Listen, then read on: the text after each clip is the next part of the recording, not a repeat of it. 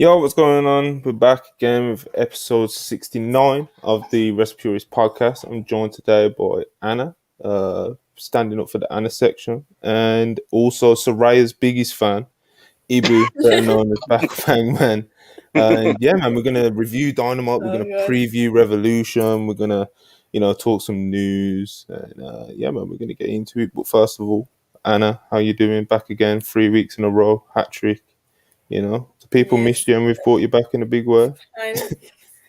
Finally, I'm able to be back. I'm so excited to be able to be back like every week. Yes, Anna section, thank you so much. We have to combat like this evil. The hashtag evil angels is just hashtag evil angels, man. It's way too early in the podcast. Look, this is what he tries to do, man. Look at this. He tries to like fake. Like it's not real. Nothing's authentic with this guy. I love the people. No, he's actively trying to get me off the podcast again. He's been politicking backstage, man. He's getting too over. You gotta do the WWE Daniel thing. You gotta job around. Trying to nuke me down, yeah. Exactly. Yeah, I'm happy to be back. I'm good. It was a nice week and everything. So I'm excited to talk about I had the ACA podcast Sunday. Now I'm back again, so I'm excited to talk about everything. Anna Armada. Oh my god. There's the Anna Army. Oh my god. And to section, yes. You didn't throw any of mine up. I just realized. Yeah, bro. That's no. Bro. This is a hater podcast. Okay. Now I've got one. Come on, let's go. Wow. Impeachable. I'm a good president. One for you, bro. But yeah, man. There's been a lot of stuff going on, but obviously, I guess Ibu, how are you doing? I'm doing great. I talked to my queen Saraya this morning. We're doing good.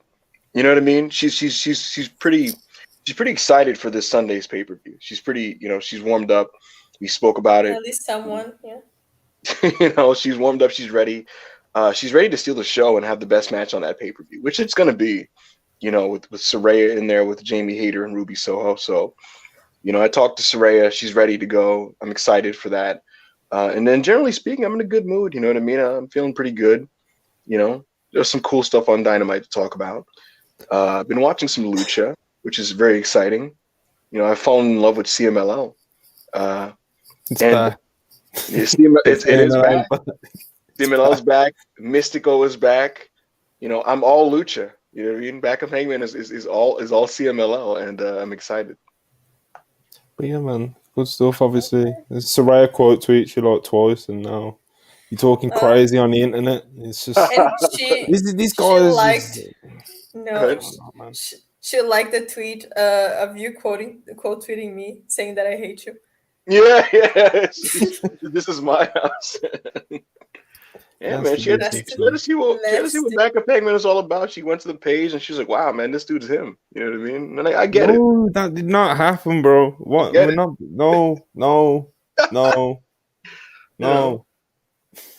This is my house. You know what I mean?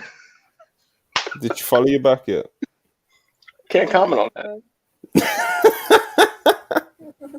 Can't comment.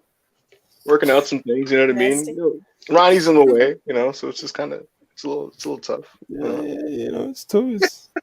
Well, obviously, before we get into things, please subscribe if you haven't already.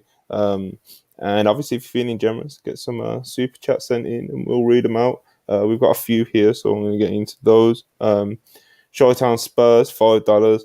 Ibu spent the summer at Monty's house in LA making sure he'd never jumped one. We're on the porch. Oh, man.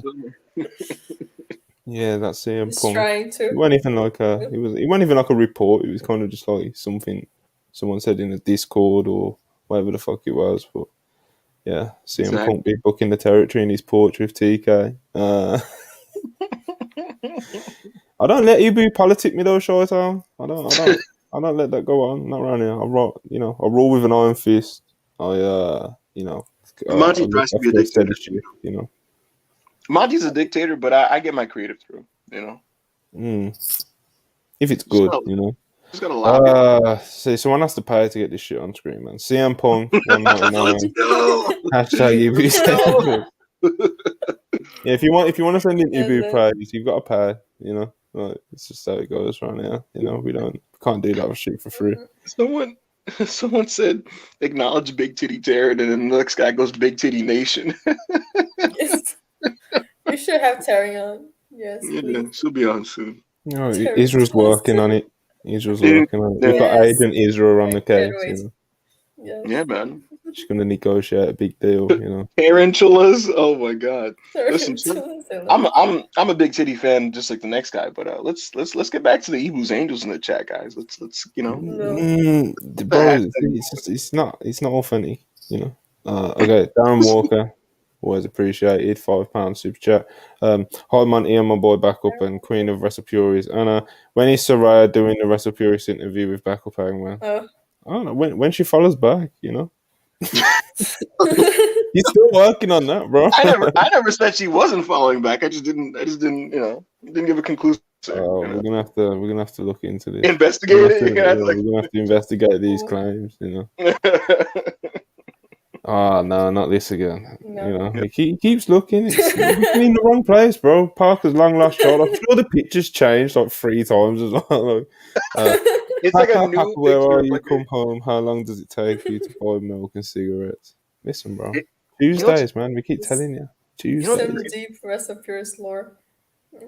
Parker's long lost child will appear on Worldwide. He'll appear on the Thursday show. He'll appear on the ACA show. He'll appear on Purist, but he won't go to Parker's own show on Tuesdays, Dumb Guy Live. I don't get it. I mean, schedule. Your dad is on the Tuesday show. How serious is this gimmick? You know, like, we tell you where he is. You don't even, you know. You're not even going to where your dad is. Mm-hmm. We're telling you. Appreciate the super chat though. Yeah. All right. Cool. So I'm seeing that in the chat, Israel. A lot of love to Israel. Israel Legion. Back, That's a new one. We need you, Israel. Like someone has to stop Hangman. He's going too far. This is a fun one, I guess. Trust the process 34. Go on, Ibu. Get your shit I was just gonna say my presidential run, whatever you want to call it. It's been going really well. No, it hasn't, bro. It's been going really well. You're the only person who calls yourself president, bro. No one's ever.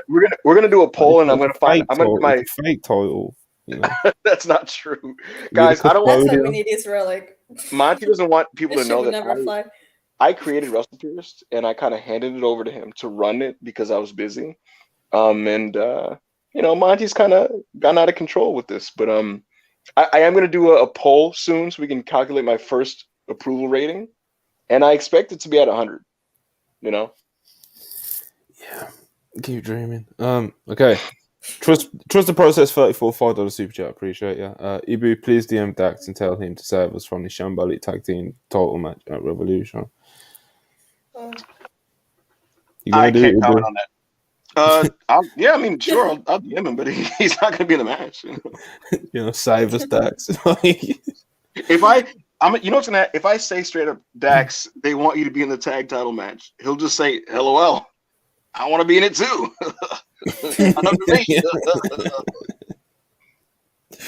So with that, okay, another super chat real quick. Another CM Punk, bro. Jesus. Philip Jack Brooks, CM Punk. I'm the real CM Punk. The last guy was a fraud, just like the current AEW World Champion. We appreciate the $5. Thank you, Phil. Appreciate you. Love you. You're the best. You're the best in the world. Listen. Stop. See you soon. See you soon. I ain't gonna call MJF a fraud or anything. No, see that buy rate, you know. No. Until you see the buy rate. See that buy rate, bro, and it's not looking pretty, you know. Isra said, what the fuck? She said, he's riding my dick, bro. I was always the first lady, and he wanted to sneak a president title in. He's so sick, like. Yes. Nobody agrees with it, bro. No one. There's nothing they can do about it. Just like how there's nothing. You just put it in your bio. It doesn't mean anything, bro. No, listen. Just like how the AEW talents that don't like Mr. Phil Brooks can't do anything about the fact that he's coming back. It's Tony's call, just like it's my call. It's not. Anyway, if you want to make a call, what subject do you want to start with? Because I read them out to you earlier, and there's a few things, man. There's a few things that we can get into. Kind of want to get into Brock Yuki Fujita. Okay, so Brock Lesnar's WrestleMania plans. There's been a lot of talk around them. There's been quite a few reports. Obviously, Right. He's been announced for the Omos match. It seemed like the Bobby Lashley match was going to happen, but that didn't. They kind of killed that feud at Elimination Chamber. So that was off the table. There was some talk of a Gunther match that then obviously isn't happening, and we've got Omos. So obviously Sean Ross Sapp did a report yesterday, I believe it was, and it kind of goes through kind of like a timeline. It was a really well done report, to be honest. It goes through kind of like all like the changes and the reporting that's been going around with Brock Lesnar. So it starts with like, remember when there was talk of the Austin match maybe happening, like Brock Lesnar versus Austin? So there was something on that on Fight for Select about how that fell apart because there was a disparity in the pay. So they couldn't get the Austin match to happen. Then there was obviously the Gunther thing, and apparently that was listed internally, but as far as the report suggests, there wasn't actually that much talk about it actually happening. So it kind of seemed like something that someone kind of just wrote down and stuck to a wall one day, and he didn't really it didn't work. It didn't work for him, brother. And then obviously Bobby Lashley. Apparently, it's kind of as far as the report suggests, anyway, it's unknown as far as we know why that didn't happen at Mania and why that's not happening at Mania. But apparently, that was something that was talked about and fell apart. That was the Mania match as of January. Yeah, then there was the Bray Wyatt thing. Obviously, as people remember, there was the promo that Bray Wyatt cut before Elimination Chamber where he said that he wants the winner of Brock Lesnar versus Bobby Lashley. Apparently, according to the report as well, Brock Lesnar did not want to face Bray Wyatt at WrestleMania. He turned that down. Killed that idea. Based behavior. And then that leaves us with Omos, which has obviously been announced, official, etc., etc. They've already started the build towards it, and apparently Brock Lesnar personally approved of the Omos match at WrestleMania. So then obviously there was also a tweet report, whatever you want to call it, by WrestleVotes, who a lot of obviously people will know of, and they said a very specific someone helped push this match through, obviously hinting at Vince McMahon. So man, there's kind of a lot going around and swimming around and out there regarding Brock Lesnar's WrestleMania plans and how they've come together at the moment. So I'm gonna add a few anecdotes, some from Dave Meltzer, some from myself, to kind of maybe make this picture a little bit more linear and clear, and then I'll just get your guys' thoughts. So here's the deal. Dave added in that Brock was supposed to beat Bobby Lashley straight up at Elimination Chamber, and the reason why it was a DQ was because of what we know, which is that he didn't want to work Bray, and they already set up the stip, which is that winner faces Bray. And so I'm not facing Bray, but I'm not jobbing to Bobby, so DQ. That's what happened there. The only other anecdotes I can add is that WrestlingNews.co was the first people to put out that that Brock versus Gunther was the plan as of November. It was a thing that they wanted to do. The thing is, Triple H is really, really protective of Gunther, and he's really high on him. He's probably like his crown jewel NXT prospect that's on the main roster that he really believes in to be successful on a high level. It's the reason why he came in at 1 and made it to the end of the Royal Rumble. They really believe in him, right? Hunter wanted to do that match, and he wanted Gunther to win the match. As far as I understand from what it was indicated to me was that Brock was down to do the match, but wasn't particularly willing at this stage in his career to put over Gunther. And Triple H was not going to put Gunther in a position to be in a match like that and lose because he really believes in him. So that fucks that match up pretty fast. The other thing that I can add that's not in any of these reports is just the stuff I've alluded to on Worldwide, which is that Hunter and Brock aren't exactly on the same page. You know what I mean? Like in general, like they're just not in sync a lot of the time with decisions. They see each other in different positions and those guys see themselves. You know, and this is presumptive work a little bit, Funny but way of wording it, but yeah. The bottom line is this.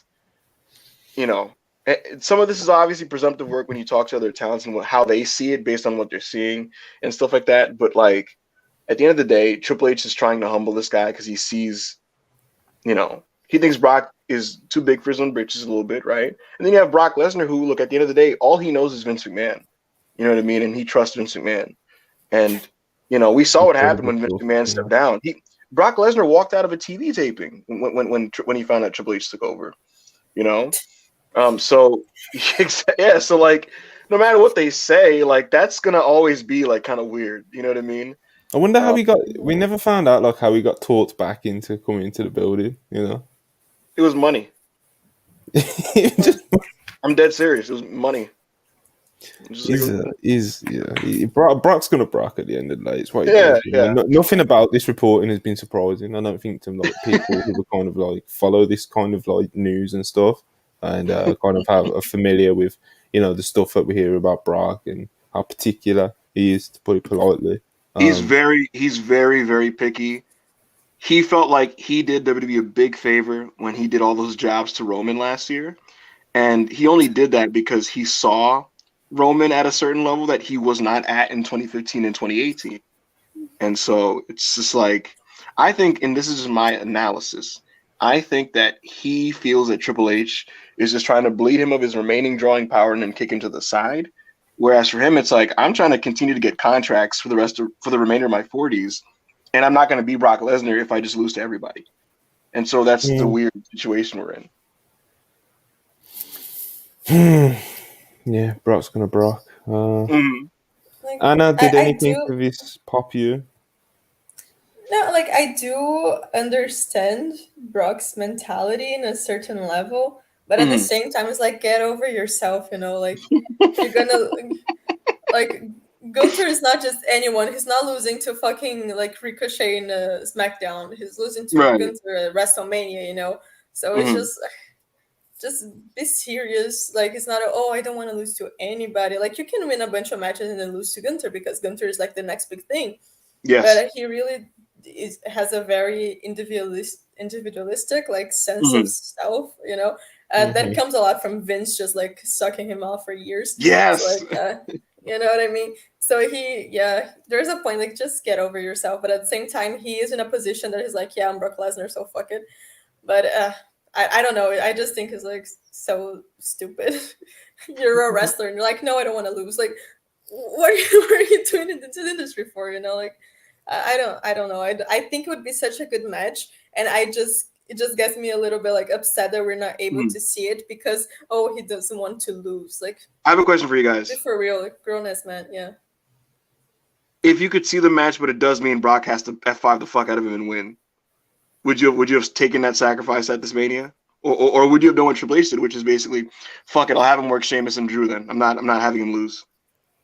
Yeah, I think he probably does. Yeah. I don't know. It depends. What Brock is it? What do you say? What Brock is it? What we get? If it's 15, if it's 10 plus minutes of motivated Brock, maybe. But if it's just Brock fucking going in there and just like, I'm gonna suplex this jackass. I ain't trying to see that, bro. Like, do you guys think Brock has this mentality because in his mind it's like Vince put him in a pedestal for a long time, and he knows what Vince it's like. At the end of the day, no matter who Vince really pushes, he knows and I know that like it's always going to come back to me and I'm his real guy no matter what. Because I feel like he has a trust in Vince because of that. It's like I think in his mind it's like Hunter just wants me to put over his guys, whereas Vince, even if I do put over a guy, I'm still his guy. Maybe. I don't know, man. It's like Triple H and Vince, you know. He had Vince wrapped around his little finger, bro. Basically, is what you just, a very elaborate way of saying it. What you just said. It's like, yeah, man. Obviously, it's just.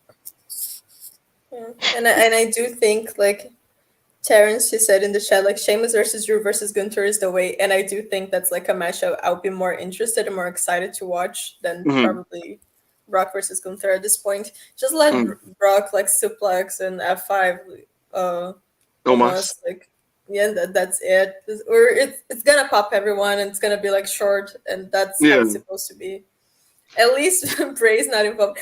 The whole thing with Bray for me is like so funny because everyone misses him, and then he comes back, and a month later we remember like, oh, why we were like done with him. He's funny in that way, you know what I mean? Where it's just like when you're in the middle of dealing with Bray, you're like, what is this guy cooking, man? And then, like you said, it's like you don't see Bray, and you're like, remember Bray Wyatt, you know? And what do you guys think of that angle of it? The fact that like Brock flat out refused to work with him, like he just doesn't want to wrestle this guy. That I have to defend Brock on it. Like that's probably the most like sensible thing that he did in a long time. I would also refuse to wrestle Bray Wyatt, you know. And do you know the plans for now? Is it Bobby versus Bray? Like It's Bray versus Bobby. Poor guy. Yeah, carry job. Let's go. That's the thing about it. Bray versus Bobby to me is going to be worse than Omos and Brock. Because Omos and Brock it's just going to be Brock suplexing a really tall guy. And if nothing else, it's going to be like a big spectacle and like kind of cool to see him do that to a really tall person. You know, it'll be 3 minutes. It'll be harmless, like whatever. But like Bray and Bobby might be like really, really bad. You know, if there's no stipulation on that, what's that going to look like? I don't want to think about it, you know. Like, I don't want to think about it, bro. The one thing that we can like hope for is that it's a very short match. We know that Bray's gonna win. We just have to hope that it's like very, very short, and it's over. What is Isra cooking? Earlier, he just got these. She deleted it. Yo, earlier she was saying how like, earlier she was talking about how like his theme song is Fire in Person, and we know the trend, Monty, with Joe, Gunther, and now Omos. It's Fire in Person. Omos' theme's fire anyway, bro. Like, heat, bro. Boom, boom, boom. Look at my eyes on it. This is fucking heat, bro. It has this like reggae beat like this. Oh my god. Nah, listen, if you're thirsting for Omos, you need to I don't know. I don't know. We got a couple super chats, so let me just get through them. Oh shit. Todd Bowley, I hate you. $5. Monty, I've heard people calling for Chelsea to sign a striker, so I'm delighted to announce Chelsea have signed Matt Striker from MLW. Well, you're welcome. Just made my life tough, you know. Can't even comment on it, you know. Anyway, fuck Matt Striker as well. Terrible commentator. He's awful. Awful. Okay, Berkey, $1.99 super chat. Appreciate you. Where Moto Sapiens at? I mean, there's a few in the live chat. It looks like, you know, there's people. Yeah. People are there. Okay, Andrew, $9.99. Even I got your DM about you feeling inferior to AO. Don't forget you're a king. You're the Wrestle Fury's top G. Remember all the lessons we've taught at Hustle's University all this time. Much love. Andrew, I appreciate you. I miss you. The lessons have been amazing. Screenshot that and send it to AO. Look, Andrew, Hustle's University was the best school I've ever been to. I appreciate all your teachings. I apply them to my daily life every day, every moment. You know, they factor into our pay scale at WrestlePurist actively. I appreciate you. You're a king, Andrew. You're a king. I don't feel inferior to AO, but I do appreciate you, and I appreciate the super chat. And I hope you get released soon and justice is served. Well, there you have it. Okay. Rob, $2. Ricky Starks says Ibu's Monica Lewinsky. What? What? Hashtag Omos Yes. F5. Rob is on drugs, son. Like, what is he cooking? He's always just coming in Oh my here. God. He's got old five pick as well, bro. Like, what are you doing, bro? Like, he's always trying to play shit down the mic. Yo, this song is good. Alright, the Pro Wrestling Podcast, 99 cent. Super chat, super sticker, whatever these blank ones are called. Appreciate it nonetheless. And here we go. David Michael Harwood, $20. I hate multi-man. I hate multi-man tag matches. Unpurist is best for the culture, as the kids say. Do You gotta read miss? in his voice. Read in his voice. No, you go ahead. Be my guest. Oh, I wanted you to do it, but fuck it. Okay, fine. No, bro, I don't all do right. I hate multi-man tag matches. Unpurist is the best for the culture. As the kids say, do you guys miss us? My 8-year-old girl, I could possibly manage the target. Keep up the good fight, Ibu. One half of the top guys out. Appreciate the super chat. Thank you, Dax. A lot of law going on right there, you know. Love you, Dax. Unpurist mention and everything, you know. I am a Dax Howard fan, you know. People, yeah. Okay. Brock Lesnar doing Brock Lesnar shit. Okay, what next? What we got next on the agenda today, people? We are gonna talk. Bear with me. EB, feel dead air for like 20 seconds. My name is Backup Ibu Hangman. I am the president of Unpurist. No, I you love don't. women, and I'm really invested in the You shouldn't give him this responsibility. When I came, one of the big deals of my presidency was to increase the rights for women in wrestling. Yeah. Anyway, I'm cutting this shit off. No, just because we got a super chat off him, let's talk a bit of FTR, man. There was a lot of people who thought they were going to come back last night in the Battle Royal. They didn't. There was Cash did a tweet. Do you guys miss us or something like that, or do you miss us? Or you know, Dax has been talking a lot on his podcast lately, and you know, he's been putting together this tag team bracket of trying to find the greatest tag team of all time. Yeah, man. Do you think we're gonna get FTR at Revolution? Do you think that do you think that they're gonna be back on AEW anytime soon? Do you think that they could be leaving? Do you think they're gonna go away for a bit and come back? Or what do we think FTR is gonna do? Because that tag title match almost seems like a cry for help. You know? So where are we at on this? Look, I talked a little bit about it in the ACA podcast, and I had to be very brave because I said, like, look, everyone knows I'm not an FTR fan, but looking at this tag match, I'm like kind of,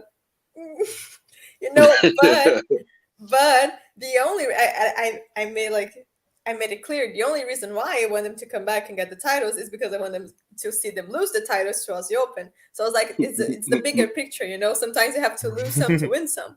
So, but yeah, because right now looking at the state of the tag division and looking because both the first match that they had, like the big tag battle royal thing, and the one yesterday as well, it was like both are kind of lackluster. And how do you have so many? Yeah. How do you have like so exactly? How do you have like so many tags in the division that we seem to have some of the best tag matches like ever? How do you do that? Like, what happened? You know? So it's just kind of a little bit weird for me, and seeing this tag match at Revolution comparing with the one who got the Revolution last year, like Young Bucks, Jurassic Express, and Red Dragon, which was amazing. You know, of course, I think this one's gonna be fun. But just there's no one specifically that I want to see winning. It's like fun. I didn't say it's gonna be good. I said it's gonna be fun. Why are you hating on me, Monty? You're gonna get cursed. I'm the Danhausen, and you can do what you did. Never do that again. I don't get it. I don't know. Like I don't get it. Yeah, I don't know. Like the whole thing with the tag division, like we need like to pick and choose better teams because everyone in this tag match is like not anyone that I want to see with the title. So it's a very weird situation to the point that I'm actually thinking like, oh please, like FTR being back wouldn't be the worst thing. That's a really bad situation. Like for me to think that, just imagine how bad the women's division situation has to be for me to say Britt Baker's not that bad. So like that's the point that I'm now with the tag division. You know, like it's crazy. Yeah. And I've been watching these recent Dynamites and thinking that I'm like, was I hard on Britt? You know, was kind of hard? No, you weren't. But like it's the comparison thing. You know, if you compare her with Saraya, it's like I mean, that's my girl, so I'm not gonna do that. No, But no, no, no. listen, But guys. We have a nice house here. 138 people watching. Please like the video if you haven't liked the video. We're only at 27. Let's get that up. Regarding this conversation, look, FTR are an amazing team. In my opinion, they're the best tag team in the world.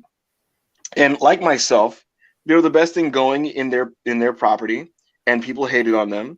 And when they were gone, people missed them and realized what they had in them. Well, And, I don't know about all that. all of a sudden, everybody misses FTR as they should because they're tremendous. Look, this tag title match at Revolution looks terrible.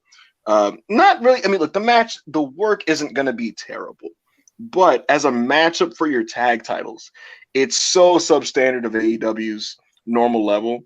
I mean, you go back a year ago and you had the Young Bucks and Red Dragon and Jurassic Express. You go back, 2 years or 3 years, and you have, Kenny Omega and Hangman Page defending against the Young Bucks. We've seen so many elite tag teams that, in tag title matches on pay-per-view, like the Lucha Brothers. The guys they have on right now aren't cutting it, man.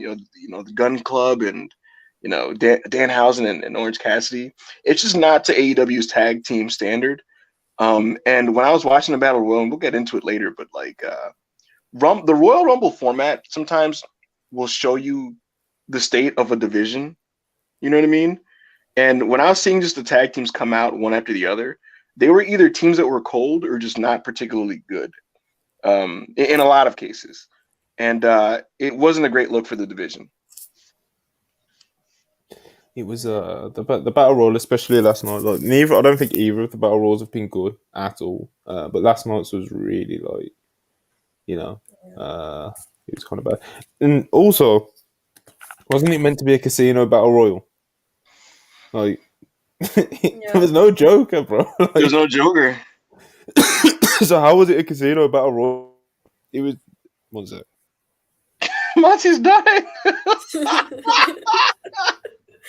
Yeah, how was it a casino battle royal? I don't get it. Yo, Monty, no one probably notices because I'm a freak, so I take care of these things. But dude, the intervals weren't even 2 minutes. Like they would come out at 90 seconds, 60 seconds, 50. It was so arbitrary. It was hilarious. And it's not even they were doing proper they weren't setting up stuff or anything in there and doing proper really planned out important spots in there. So there was no reason to delay or speed up anybody coming in, So it's it was just kind of sloppy and just it was just kind of happening and people were just kind of lying down in the corners and someone would come in and they would do a couple shine spots or whatever the fuck. And, then Orange Cassidy and Danhausen won at the end. So it's what makes it funny? Go ahead, Nina. No, I was going to say, that's the thing for me. When I was watching it, it wasn't even the situation that I thought, oh, all these teams are bad and stuff. I thought, oh, they have good teams, so why is this bad? Yeah. So it's more of a confusion situation because you have Aussie Open, you have Lucha Brothers, you have Top Flight, you have even Alex Reynolds, Claudio and Yuta, Reynolds and Silver, Butcher and Blade. You have teams that if you work with them, they can be in the top position. You can definitely put them in the position. You have good temes. So why is this battle royal so badly booked? Why is this division so badly booked right now? What happened? What we're talking about, the standards were so high.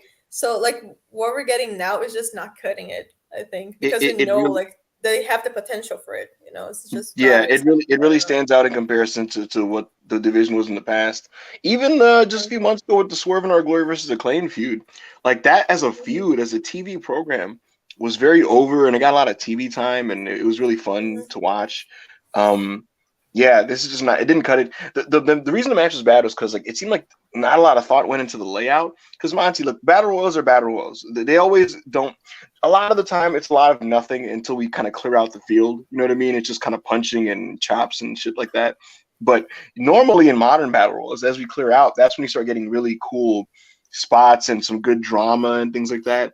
There wasn't any of that yesterday. It was literally just the beginning part of a battle royal all the way through, which is just punch, punch, elimination, punch, punch, elimination until the very end.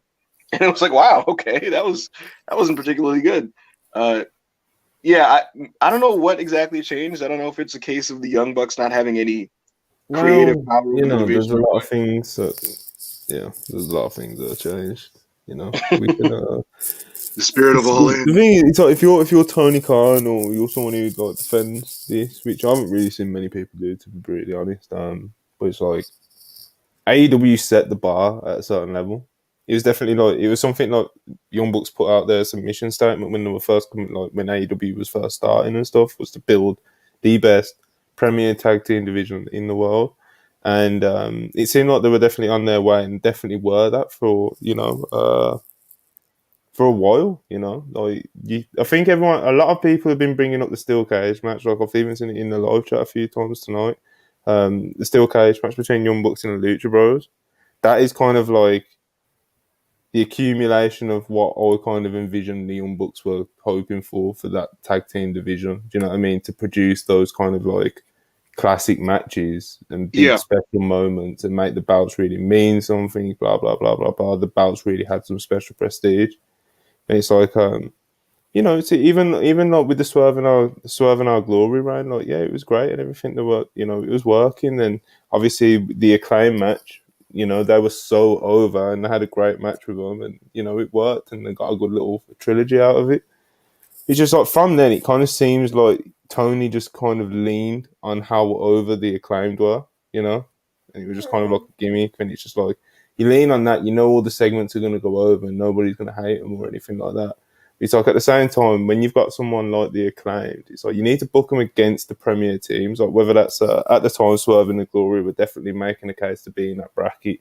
Whether that's the Young Bucks, whether that's FTR, who they did defend against, and it was a good match. But it's like when you're booking them against people like Team Jarrett and then dropping them to the Guns, and it's going like to feel very mid card. Very, very mid card. Yeah, like you can't complain about it if you're Tony Khan because you set the bar. Like you set the bar that people expect your tag team division be at. If this was WWE a couple years ago, this would just be like, oh, whatever, another shitty WWE tag team match or whatever. Do you know? Yeah. Now they would get a bit more criticised for it, especially obviously with the Usos round that's been going on. But it's like Tony set the bar, man. You set the expectation for what we expected the AEW tag team division with premier tag teams like the Bucks, FTR, Lucha Bros, etc. Sweatshop, teams that you've thrown together like Kenny Omega and Hangman, Swerve and Lee. These are all teams that have had like really, really great matches. And when you start slipping in because you've got an over tag team like the Acclaim and you milk it dry, right? It's not dry yet, but he has definitely milked it. And it's just, you're left with what we've got at Revolution, which is Team Jarrett, the Acclaimed, the Guns, and Orange Cassidy and Danhausen. You can't keep getting away with that, bro. Like you can't. It's funny too, because it's like you would think. I'm thinking, okay, Tony's doing a multi-man around the gun so that the match is good. Like when I heard that they were going to do a three-way, I'm like, okay, they're putting two really, really great teams around them so that the match doesn't suck and it's AEW pay-per-view standard. Then of course, then they claim to like, we have a rematch clause, and you're like, okay, so it's a four-way, but what are the other two teams? And again, in my head, I'm like, oh, what if it's like even at that point, it's gonna be like, fine. hoopers, like it's gonna be like good teams. And I'm like Sting and Darby and FTR, like, all right, let's go, And then Jarrett wins the first battle royal. I'm like, all right, but I didn't you guys think FTR was gonna win this match? I was like, okay, they're getting the last spot. That seemed how it felt like at the time. I don't know. I honestly thought it was gonna be best friends, but then before the match even started, like, oh no, they're out. They're medically disqualified. I was like, come on, I don't know. We were talking a little bit about it in the ACA podcast, and we were like, the three of us was like, the best friends would probably be the one team that would be most like leaning towards rooting for, because they seem like the kind of team that you would like to see them as champions, and it would be like interesting. And then just for some reason, Tony doesn't even put them in. I don't know. It's going to be. It's just very. Yeah. Monty, it's going to be annoying. So again, work-wise, this is not going to be a terrible match because Orange Cassidy is sensational. Anthony Bowens is really good. Jeff Jarrett's not a bad wrestler. Jay Lethal can go. It's gonna be solid. There's probably gonna be some heat. But what I'm not looking forward to is they're gonna have a 3 1/4, 3 1/2, right? And you're gonna have dorks on the timeline like everybody was hating on it, but Look at they Of course. what are you talking about? It's great. No, I was thinking about this, and like the thing is, like, okay, it can, like I said, it can be a fun match, but by the standards that we are like accustomed to, it should be a great match. It shouldn't be a fun match for the tag titles in a pay per view. It should be a great match for the Yeah, tag titles in a pay per view. 100%. Yeah, like an AEW pay per view tag title match should be aiming to be a match of the year contender. Like that's the sort of level. Like that's like you should be aiming. Yeah, they do 4, 5, including Forbidden Door. They do 4 pay per views a year, bro. Like you need to be aiming to be doing what the Young Bucks and Lucha Bros did in that cage match, and what Young Bucks and FTR have done, and you know what I mean, like those sort of matches there, not this. Like, bro, if you go back, that acclaimed Swerve in Our Glory match, that first one was astonishingly good. Like when I was watching that live, I was like, I can't believe how good this is. Like because like I was like, what is happening right now? You know, like this is crazy. But like you have Keith Lee and Swerve in the ring, of course it's gonna be like fucking banging, you know. Yeah, and that was not like to take crazy. like any credit from the Acclaimed because they really like stepped up. But then when you have people at the level of Keith Lee and Swerve, it's easier, you know, than when you have to have a match against the Guns or like not at the same level, you know. Like so who's winning this match? Are the Acclaimed getting their belts back? Are the Guns just going to retain? The Guns will just retain, I'd imagine. Why? Oh, bro. I want to book this match. It's like you were saying earlier, man. You were saying earlier about I don't like, yeah. When it was announced that it was going to be like a multi-man tag match, it's like, okay, they'll put a few tag teams around the Guns, and like, you know, we'll get a heated good match. You know what I mean? The Guns will have some heat because everyone wants them to lose the belts. Blah blah blah blah blah. You know, get some good workers and they can work with it. You mentioned Sting and Darby and FTR. FTR is like the obvious one, but for the first one and even the second one, like, there was people who hoped that like it might be Aussie Open, which would have been like amazing. Obviously, Aussie Open and FTR, and then Aussie Open get announced for a New Japan Day on the same day as Revolution. That just killed that. It's like, bro, it was cooked. Yeah. Yeah. So it's too. Yeah. When it comes to like the first Battle Royal or whatever the fuck it is to done, it was that forgettable. And it's like you wonder who's going to win it, and you're like, okay, Jeff Jarrett and Lethal qualify. He's like, surely you're gonna have to put some like, you know, some real heavy hitters in there to like get this going. Then they just do that last night, bro, and it's just like, okay. Again, nothing against Orange Cassidy, especially because he's a great wrestler, he's a great worker. But you know, he's not a tag wrestler. I don't think anyone's really gonna buy into him and Danhausen winning the tag battles. I'm sure they'll pop for a few near falls. Like Danhausen will probably get a near fall or some shit, you know. But yeah, man, I just this tag division, I'm struggling with it, man. A couple more super chats just to break up this ranting and complaining. Trust the process, $34, appreciate it. Ibu got Ayo Cabana banned from the flagship show. Hey, man, all I can say about that is, you know, look, man. Ayo Cabana's crazy. I got some creative. I got some creative pull, and you know, you gotta do what you gotta do sometimes to cool off certain people. You know what I mean? Yeah, man. Something like that. Ricky $4.99, appreciate you. Oh my god! You left your cardigan in my hotel room last night. Stop by tonight to pick it up, bro. Not this one. This is crazy. Quiet, bro. I have not spoken to you in a long time, and I have never, ever been in your room. Accusations. The simultaneous accusations. Accusations. Breewoo $4.99. Appreciate you. The King of the Mountain dude JJ is going to put up one on what? The King of the Mountain dude Double J is going to put on a generational match with Jay Lethal to show these young cats a thing or two. I mean, good luck to you, man. Good luck to you. Like, I wouldn't be surprised if Tony just decided to give them the titles. That's like the thing I'm most scared about because I wouldn't be surprised. Nah, that I think they're like the least likely to win of anyone because it's like I don't know. They're the heat. Like the heat winner is the Guns. You know what I mean? Like, I just don't want to see any of them winning. They're like away. We make it a 5-way and Tough, just throw in man. like I think, like I said, I'm pretty confident that the Guns walk out of this with the titles. Okay. I think there's a slight chance that we get FTR confronting them after or some shit, maybe. We need But like I something said, a because if the match is slight chance. I'm not expecting it, but if they came out, I wouldn't be like, oh my god, holy shit, like I'd pop Monty, because I love FTR. But yeah.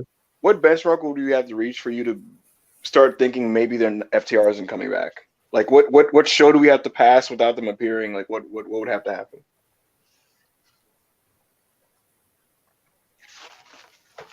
If they don't show up this month, we got to start looking sideways at a few things. You know what I mean?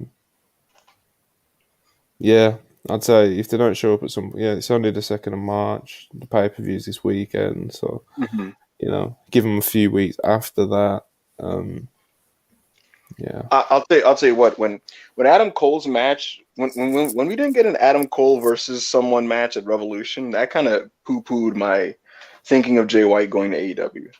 You know what I mean? So like, there's usually like an indication for all these types of things. With FTR, I think they're still coming back, but them not being in the Battle Royal was kind of like, okay, is it going to be a CMFTR type of thing with them or what? And so I have my eyes open for what they're going to do. Yeah, we'll keep an eye on it.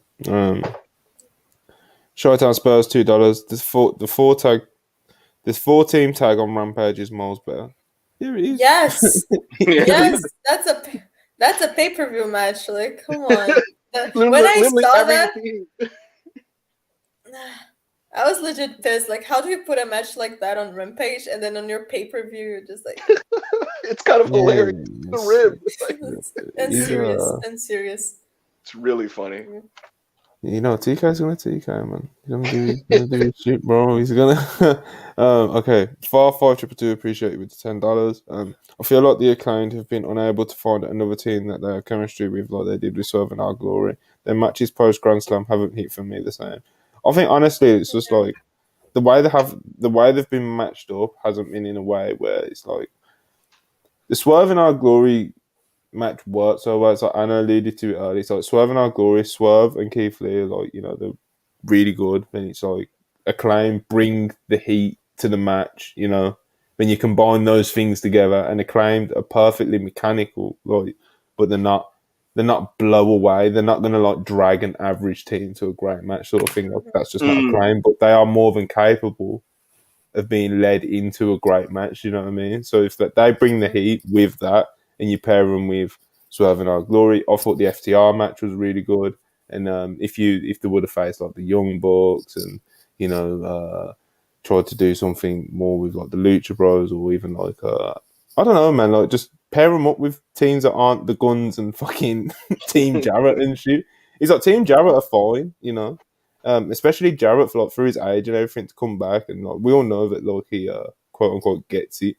But like, he's still in good shape. He still can move around in there, and he's doing his thing, man. But same time, I don't need to see him competing for the World Tag Team title like multiple times in the space of a few months, bro. Like, it's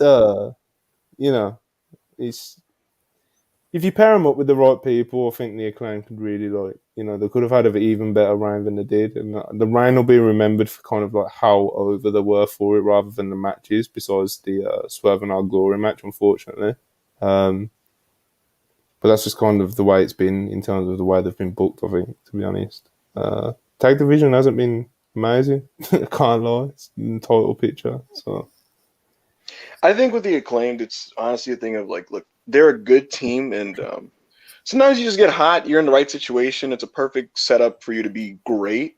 And I think that because this happens in sports too, not to discredit them, but I think sometimes when you have this random flash of brilliance and your output and your ability shoots up so high, it's more likely that it's just like a set of circumstances that make it that way, and you eventually just kind of regress back to the mean. And I'm not saying the Acclaim haven't improved a lot, because they have, and they're so over, right? But I think this is one of those things where, they just started having a bunch of 40-point games, and they're back to being a 16 points per game player, which is fine, So yeah, that's what I mean. Like that Bowens is good. Caster's got a lot better. Bowens is constantly improving as well. But it's just like they're not a tag team where you're like, okay, they're gonna carry these belts, and whoever we throw them in there with, they're gonna, work some And, magic. Like, they're and not you the were Bucks. saying They're not this when they FTR. had the They're belt. not, You were saying I say everything. yeah.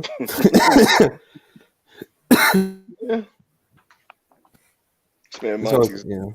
I got my cough. Okay, a few Yeah. more super What's chats. going on in the UK, bro? Monty has COVID like every week. It's It's not COVID, bro. I've only had COVID once. Monty on the pod like. I So the caught thing it is, late yeah. as well, bro. I caught COVID when like no one was getting it. It's like literally like a few months ago. What a rib. If people remember, I was still doing podcasts though because I'm a professional for the love of the game, But yeah, man, I only got it at the end. Anyway, enough about me and me slowly dying on the podcast. Darren Walker, £5 super chat. Appreciate you. FTR will return when CM Punk is 100%. The dream trio they are. Mashallah. That's Darren's a good man. like when that happens, I'm not gonna be on the podcast for that week because it's gonna be No. impossible. Oh no, Anna, you're gonna be there. AO is gonna be there. I'm bringing all of y'all in there. Yeah, absolutely. No, And it's you're just gonna gonna be listen. literally no one is the gonna get CM in the Punk comeback podcast. podcast is going to be crazy. Yes. Oh my god! And you guys are all gonna have to mute, and I'm gonna talk for 20 minutes straight. Okay, let's not get too excited, bro. That's definitely not gonna run. But, we just need a pipe bomb moment. Like if he starts talking too much, Monty, just cut him off. Just take him off No, the podcast. my mic gets I'll just remove him. Censor. I won't even just cut the mic off. I'll just remove him. Just take him off. Yeah, get him out of here, man. But yeah, CM Punk if he does come back.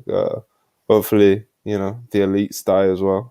Ideally, they're all in the same company and they're all Yeah, in of course. money and they're doing good shit because they're all more than capable of doing good shit. FTR just won tag team of the year by a landslide. Young Bucks basically are probably going to have the award named after them at some point. Fucking, CM Punk is obviously like a fucking future Hall of Famer. Kenny Omega's already in there. No, they can create some serious magic, man. It's just you got to get them on the same page, even if it's just on a professional level. They ain't got to be best friends. Literally, all 6 of those people are generational. All 6 of them, yeah. Yeah. It would be some special shit. It'd be like, I think every AEW fan at some point has kind of like fantasy booked it. But to be fair, some people really fucking hate Punk and FDR. So yeah. But even if you do, you want to see the elite beat them, innit? Kenny Omega with a shoot V trigger. You want to. Definitely, I want the spot of like Kenny biting CM Punk. So like, they'll if they do work together, they're gonna do that. That's the thing. Like, Kenny's like biting, throwing chairs. Yeah. Can you imagine like a chaotic no DQ brawl or whatever? And it's like Omega's biting, Punk. Oh my god! Like it's gonna happen. Yeah, they'll do some. They'll pop themselves 100%. That's what they do, man. Okay. Anwar Starwind. $5. Backups impersonations crack me up. This is a fun episode. Appreciate you, man. It's just a trio today. Normally we have 4 or more, but we've gone in with the trio. We've had a few busy members today. But yeah, man, we're just rocking it. Emin Reznov. €6. What's the deal with the Eddie leaving AEW clip? Is he now an ROH guy? Very criminal of TK if that's actually true. So like, I didn't get the chance to listen to it myself, and I obviously wasn't on the call myself. But I'm sure I've seen a few comments of like TK admitted on the call, but it was a work. So it's like, I don't know if that's true. I'm just saying I saw some discourse that would have that implied that pretty heavily. So if anyone can confirm in the live chat, because obviously a lot of people have been aggregating and all the quotes have been flying around for the past hour or so. But yeah, I think Tony Khan actually like straight up admitted that it's a work. So if that is true, that's like kind of crazy, I think. Especially doing it with Eddie, like someone who really like actually like gives a fuck about kayfabe, Yeah, Eddie doesn't break kayfabe, so like, you should have protected. that one. Yeah, a few people saying in the chat, look, yeah, they're saying it's a work. Look, we know it's a work, but I'm just saying, trying to get confirmation if Tony Tony said like it's a straight work. up, and like, I think someone asked him about it. But I could be wrong. Like I said, I haven't confirmed it myself, so just making sure that's preface to that. But yeah, man, the Tony Eddie situation. Yeah, it looks like Eddie's going to be an ROH guy. That's what many assume anyway. So It would be yeah, funny if it was like, yes, I'm leaving AW and then showing up in RH. I am in ROH. It's like, That's probably what he's going for. My and he'll thing put is, this promo about ROH is like this. It's got the but history, still, real. and you know, I understand, but still, like, I still want to see Eddie being AW champion like so bad, and now this Mhm. looks like impossible to happen. But I need that. That just has to happen one day. I don't care like how or when, but this just has to happen. But if he's in ROH, of course, it would be great to see him as the Ring of Honor champion, especially if he takes the title off Claudio because of their whole story and everything. But still, like, I don't know. I still want to see Ed in my TV every week. That's it. I agree. I think the way this works, to be honest, is if they used Eddie to kind of really drum up the hardcore fan interest in Ring of Honor, and then maybe by the summertime he returns back to AEW like this renegade, like this 2011 CM Punk type figure, where he's just like, "I'm back, yeah, your man's gonna want me on the show, Tony Khan." And he really kind of drums up the interest and the hype and all that type of stuff, and he reps Ring of Honor like it's the real wrestling brand and things like that. And you set it up. I guess what I'm getting at is Eddie's return to AEW should be for literally a title program, to be honest. Yeah. Because I think you'll never be hotter than you are when you just come back, you know? And sometimes AEW doesn't realize that, where it's like the peak of your momentum is upon returning, and they'll like not capitalize on that. I think with Eddie, if he does a little Ring of Honor excursion, helps them out, and it comes back to AEW in the summertime, I think it should only be really to go really far with him. yeah, 100%. They should be doing it anyway with Eddie. Let's be honest. I agree. Eddie's so like unique, and the people love him in such a kind of like in a unique way as well. So I think like Anna said earlier, it's like she wants to see the AEW World Title reign from Eddie. It's like many, many, many, many fans want to see that. Like many fans have even like give up like on the sense of like it doesn't even have to be a long reign. People just like want the moment. And there's been points where, especially even in AEW, like, there's been points with Eddie where you can kind of like see them getting to that point, but it's just like they're never like they just don't capitalize sometimes when people are really hot. Like there's a list and it's building now, and it's not looking too pretty on Tony Khan's reputation. The so-called Booker of the Year. Yeah, man, that list is building, bro. Like opportunities, and maybe not necessarily people that he's like completely fumbled and ruined or anything like that. But there's been times where he hasn't seen some things through the way that people fantasy booked it and hoped for and stuff like that. And I'm not saying you always got to go with the fantasy booking, but when people like Eddie or Wardlow, for example, get like really hot, like follow through with it. It's like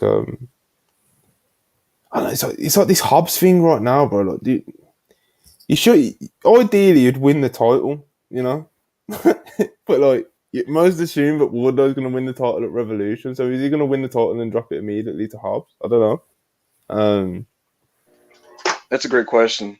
It's just Like, Hobbs got great reactions last night, and it's just like, of course, it's in his hometown, hometown tax, whatever you want to, go with it, whatever you want to call it, But it's like Hobbs, like, get something going, man. Fuck. You had him squash Ricky Starks on pay-per-view and done fuck all with it, bro. Like, do you think? Yeah. See, I assumed that like Joe was going to lose to Wardlow, Hobbs was going to win the ladder match, and then we do Wardlow and Hobbs. I'm starting to think maybe, as brutal as this might sound for Wardlow, maybe they just let Joe retain and then drop to Will. People, like if Eddie was in Ring of Honor, not talking about the history. Yeah. Nigel! This one's crazy. Aries, not Aries. Bro, could Monty just imagine the promo Eddie cuts in the Hammerstein ballroom? like, Listen, bro. like this building is history, partner. I I think was in you this know what's building cool when though. I was Like if we do get like Eddie, as I assume, being like one of the like tippy top guys in the new Ring of Honor, Mhm, he can kind of, if you really let him go with it, you know, and mhm, really get going with him and like give him time and shit and just let him mhm. get his shit off, bro. Like he can really help recreate that that kind of like cultish following that Ring of Honor had in the early That's what I'm trying to days, and say. that, Yeah, that like raw cult like following, you yeah. know, Mhm. and Eddie is like one of the top guys will be kind of like it's Ring of Honor. It'll kind of it wouldn't surprise me if he said fuck AEW in a promo or I some was gonna shit. say the thing is, Monty, if it works too well, Eddie's gonna turn AEW heel. That's the funny Yeah. thing. Oh my god. He'll be like, this ain't like the Monday show where that jack off talks all time, all the show or whatever the fuck. He'll frame AEW like the bullshit talking show with the sponsors and the network, dictating things, and this is where the real fighters and the real Real wrestlers are. wrestling. Yeah. Eddie will be like Warner Brothers Discovery. Yeah.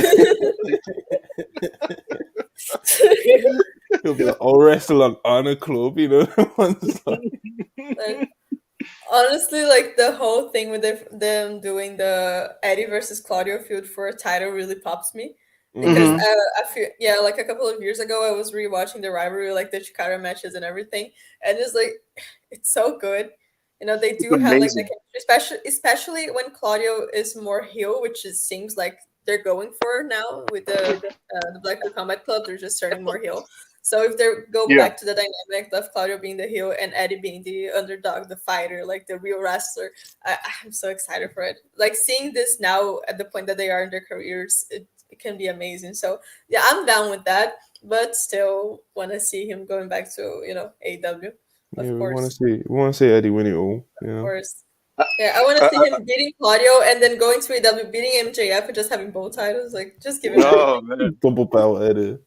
That'd Yeah, The be a thing, weird visual. let's go. yeah, right. Eddie Kingston of all people with 2 championships and stuff. Two Oh world my titles, god. you know.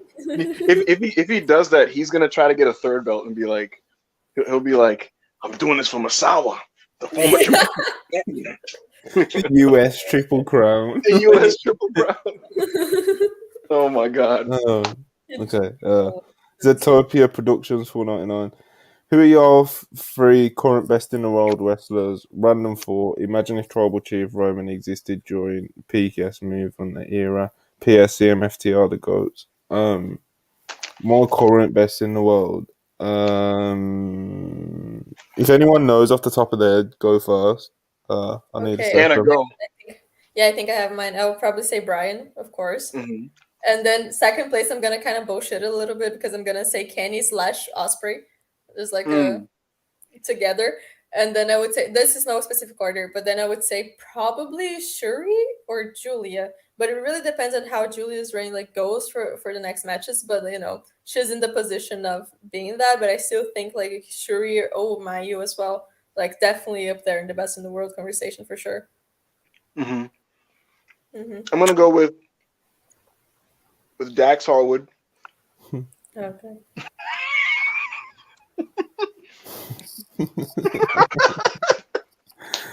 Eddie Kingston, and Phil Brooks. That man is not even wrestling No, right no, now. he even said current best in the world, bro. Come on, man. Oh my god, Kieran. Not, Let's be not, not. real. Listen, when it comes to just pure athletic technical wrestling, I don't think anybody is better than like Omega, Osprey, and Danielson. You know. Mm-hmm. Okay. Yeah. And Yeah. what else in the chat? What about Saya? Yeah, Saya. I think it. You Like think Saya's that level? I do think she has the potential to be, and there was a period in Mm-hmm. her title reign that she was definitely for me my favorite. She's still my favorite wrestler in the world, but I think like the best in the world. I think when she eventually gets her red belt title reign, which is probably gonna get in the future, she's definitely gonna be at that level. And yeah, there's just this period in her title reign is like a little bit deflated. I think the Hazuki match is definitely gonna put it up again. If she loses or not, I don't know. but I think she's definitely, maybe if I say like 10 best in the world, I would put her there. But I do feel like she has the potential to definitely be like top three as well in the future. 100%. Yeah. So it's like you says, like she'll get there. From what I've seen, and obviously you've seen like a lot more of her than I have. But yeah, I've kind of got the impression of it like she's one that will get there rather than she's there right now. Yeah. Yeah, man. I like her a lot though. But when it comes to best in the world, I find it hard to narrow it down to three people, especially when it's not specific. If we're just talking in ring or all round, the person mentions Roman Reigns, so I'm going to assume it's all round and not in ring. Um, the names that I've come up with recently would be Okada, Danielson, Cody, Gunther, Osprey purely in ring because he's just fucking oh shit. Osprey purely Was in that at ring. Hannah's house? Someone's breaking Huh? in? What's going It on? was my house. Oh, I was like, what's going on? Mercedes as well, bro. Like Mercedes Yeah, is Oh, Mercedes. like I thought about Mercedes, but I need to see like a few more matches. But I do think if we're picking like, of course, all around, I would definitely say right now she's one of the biggest in the world, as she always was. But like best in the world, I want to see the Zumi match, the Mayo match, and we're gonna like, okay, for sure, she's like, because it's she's even in the like United States, absolutely, but in it's the like world, even like, people will probably kill me, but it's like even like Roman, bro. Like he's Roman. Like it's hard to like yeah, you know what I mean? He's the biggest star in the business. Like mhm. I mean, he is, and his oh, presence is incredible. You that's know, what I mean, and his presence. So it's just kind of like as an all rounder, I think like he deserves to be in the conversation at least. as a champion, he's one of like the best champions in the, I mean, the United States for sure in the mm. last Yeah, years, you 100%. And Um, as an act, the Bloodline is a tremendous stable. know. Hmm. I think the only person that I'd 100% put in my top three like right now, out of all the names that I'd like, everyone else is kind of interchangeable, kind of besides Okada at the moment for me. For me, it's Brian. Like, no, Brian's definitely there for Yeah, sure. like I said, Brian's definitely one of the people that I would like. Out of like the 5 or 6 people that I mentioned, like the rest are interchangeable. Like they're all interchangeable except for Okada. Like, Okada right now definitely needs to be in it. For me. Um, Obviously Danielson and see how this weekend goes. But yeah, Okada's I'm really looking forward to seeing how that match looks like Kento as well, bro. Kento's going crazy this in year. all Japan. Yeah. Fuck. Yeah. Yeah, it's a hard one for me to answer. Basically, a long way of answering that. Right. Pro Wrestling Podcast 199, appreciate. How about those ladders there? Yeah, man. It's like the thing is, like referees hold ladders all the time, and Dave has like been like strong on this. Like he said it on Observer Radio, and he's said it a few times on Twitter. So it might sound like I'm just kind of repeating it, but he's right in the sense of refs hold ladders all the time, bro. It's like the problem is more how AEW shot it, and it was just like Yeah. so blatant. And the shot, like they had this weird shot of like fucking 4 referees holding the ladder for halves. Yeah. Like, bro, It come looked on, a man. little silly. So the people Yeah. in the arena knows that's just how it goes, and it's just like it makes sense. Obviously, you've got fucking this 300-pound guy on the top of this little shitty ladder, which is just fucking nearly snapped in half as well. You Yeah. get it, but like, don't record it, bro. It's like it's the same with the blade and shit. It's just like we know Moxley blades, but don't fucking zoom in Yeah. on him with the hard cam when he's doing it in the Where corner. he's literally just going like, yeah, I agree. So it reminds me of in the pandemic, right?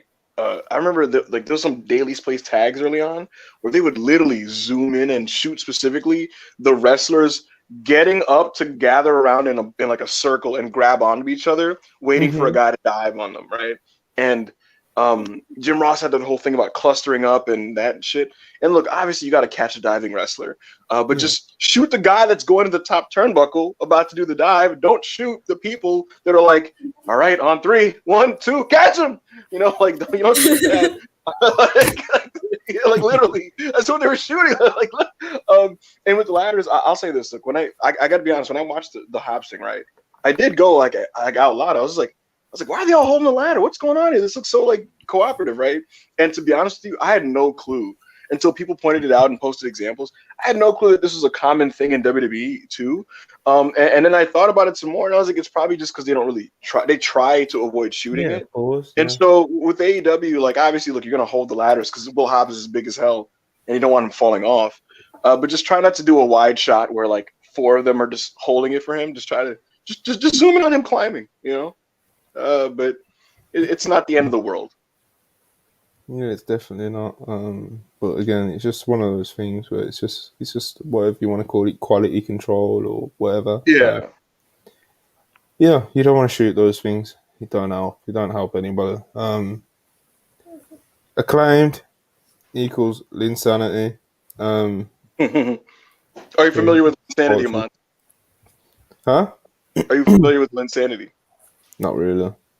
So Jeremy Lin was this Chinese American basketball player from I want to say Harvard, who was he was not projected to be a big player in the NBA, and he was just kind of bouncing around on the bench, never got playing time.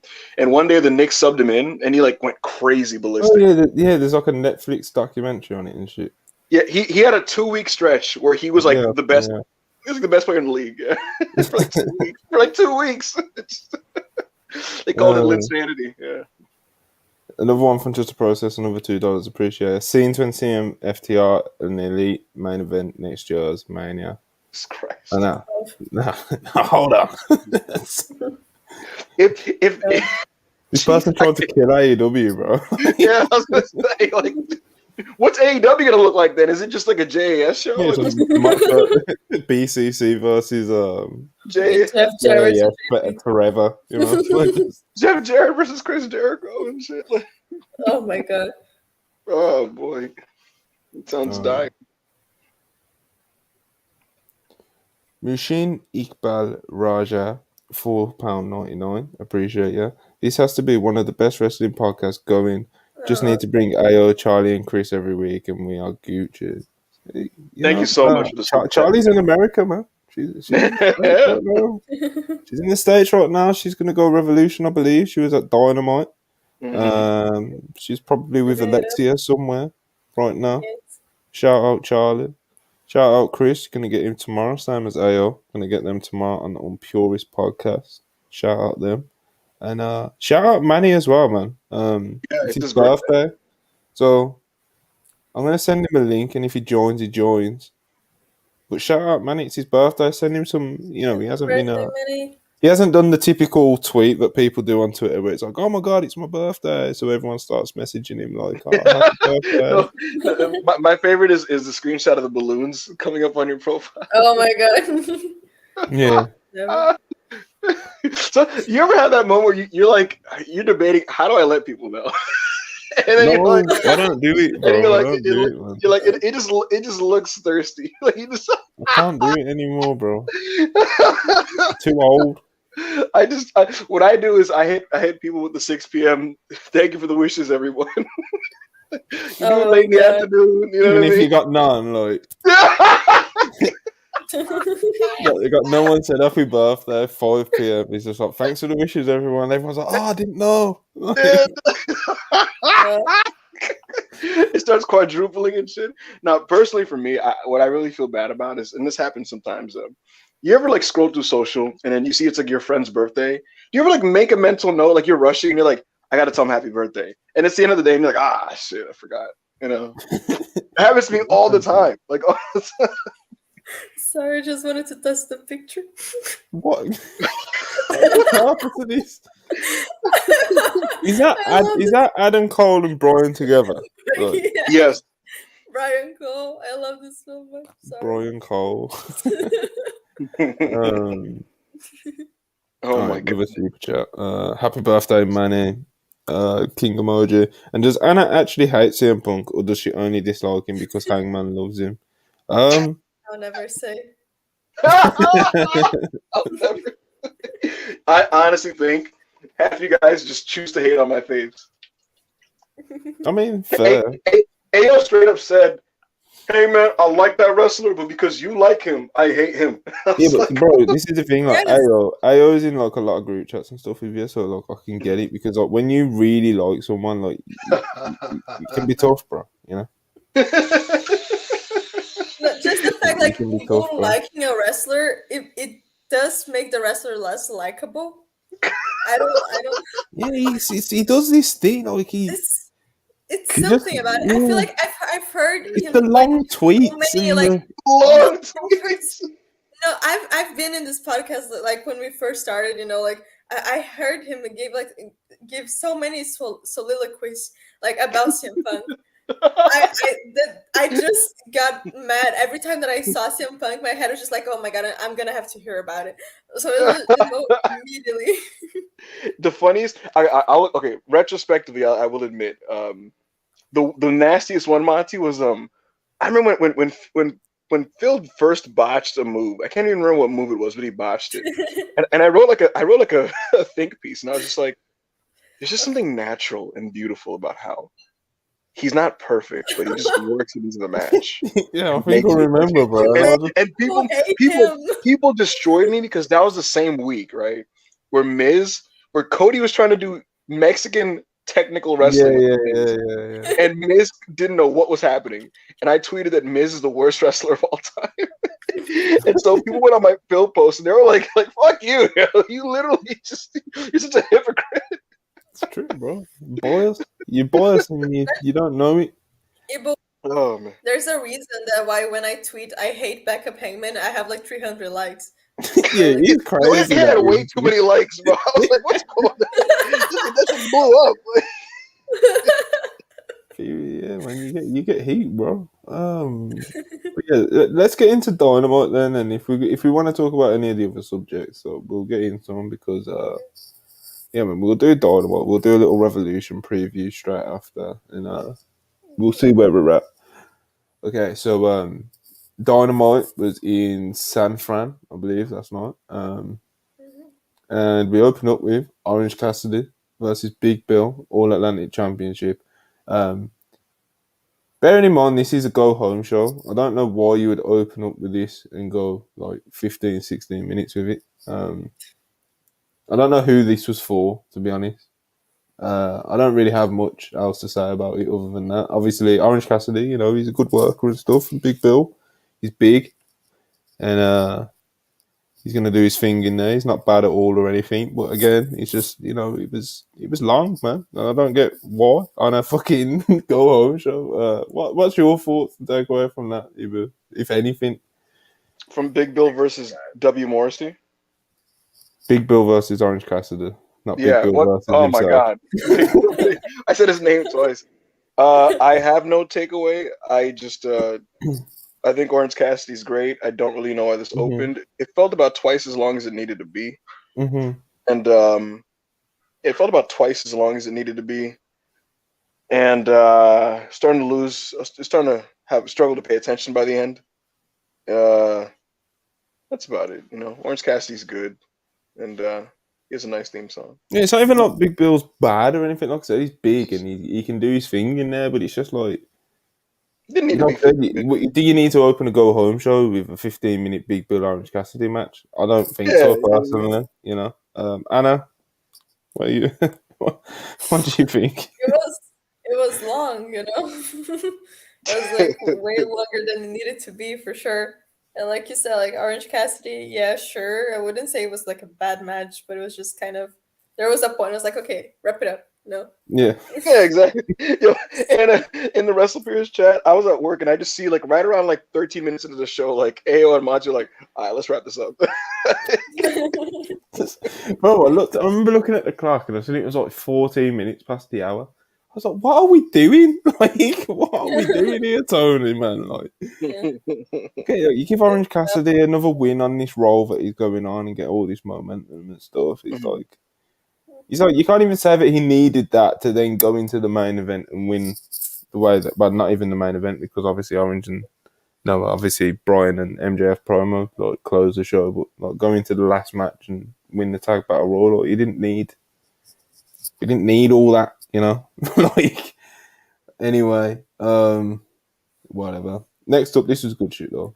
Moxley, he's sat on the stairs backstage after his match with Evil Uno and the brawl that he had with Hangman last week, and he's just pouring of blood, man. And he cuts his really intense promo, like, and it's more kind of like the cadence and the delivery of it and the visual of it more than like the promo was good, you know, like what he said and stuff. But it kind of, for me, wasn't really much about that. Like, he talks about, like, you know, if him and Hangman walked into a dark alley at night, only one of them was going to walk out, and it would be Marks because he's a different animal. He's this, he's that, and he just hypes him up. He just hypes himself up as this like sick, sadistic fucking animal. Yeah. But like again, like I said, it was more for me about like the delivery, the setting of it being on the stairs and his blood just like pouring onto the steps and stuff, and again, just like the visual of it and stuff. It was just more that, and it was, you know, it was. Moxley's a great promo, man. It's what he does, bro. And like, when you give him an aesthetic, and it's like, yo, you're not going to be able to open your eye because blood's going to be pouring down the fucking side of your face. You throw that into it, and you know you're going to get these great promos. Mox is the man. What did you guys think? I'll let you go first, Nana. If I speak. I knew that's where this was good.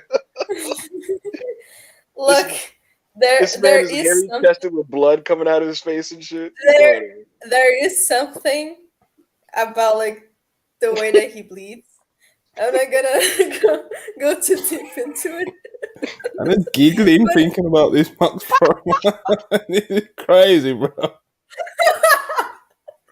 Look, I'm not gonna, say anything about it. Like, it was a great promo, of course. Like, I'm actually giggling. It was like just she's gonna start twirling her hair.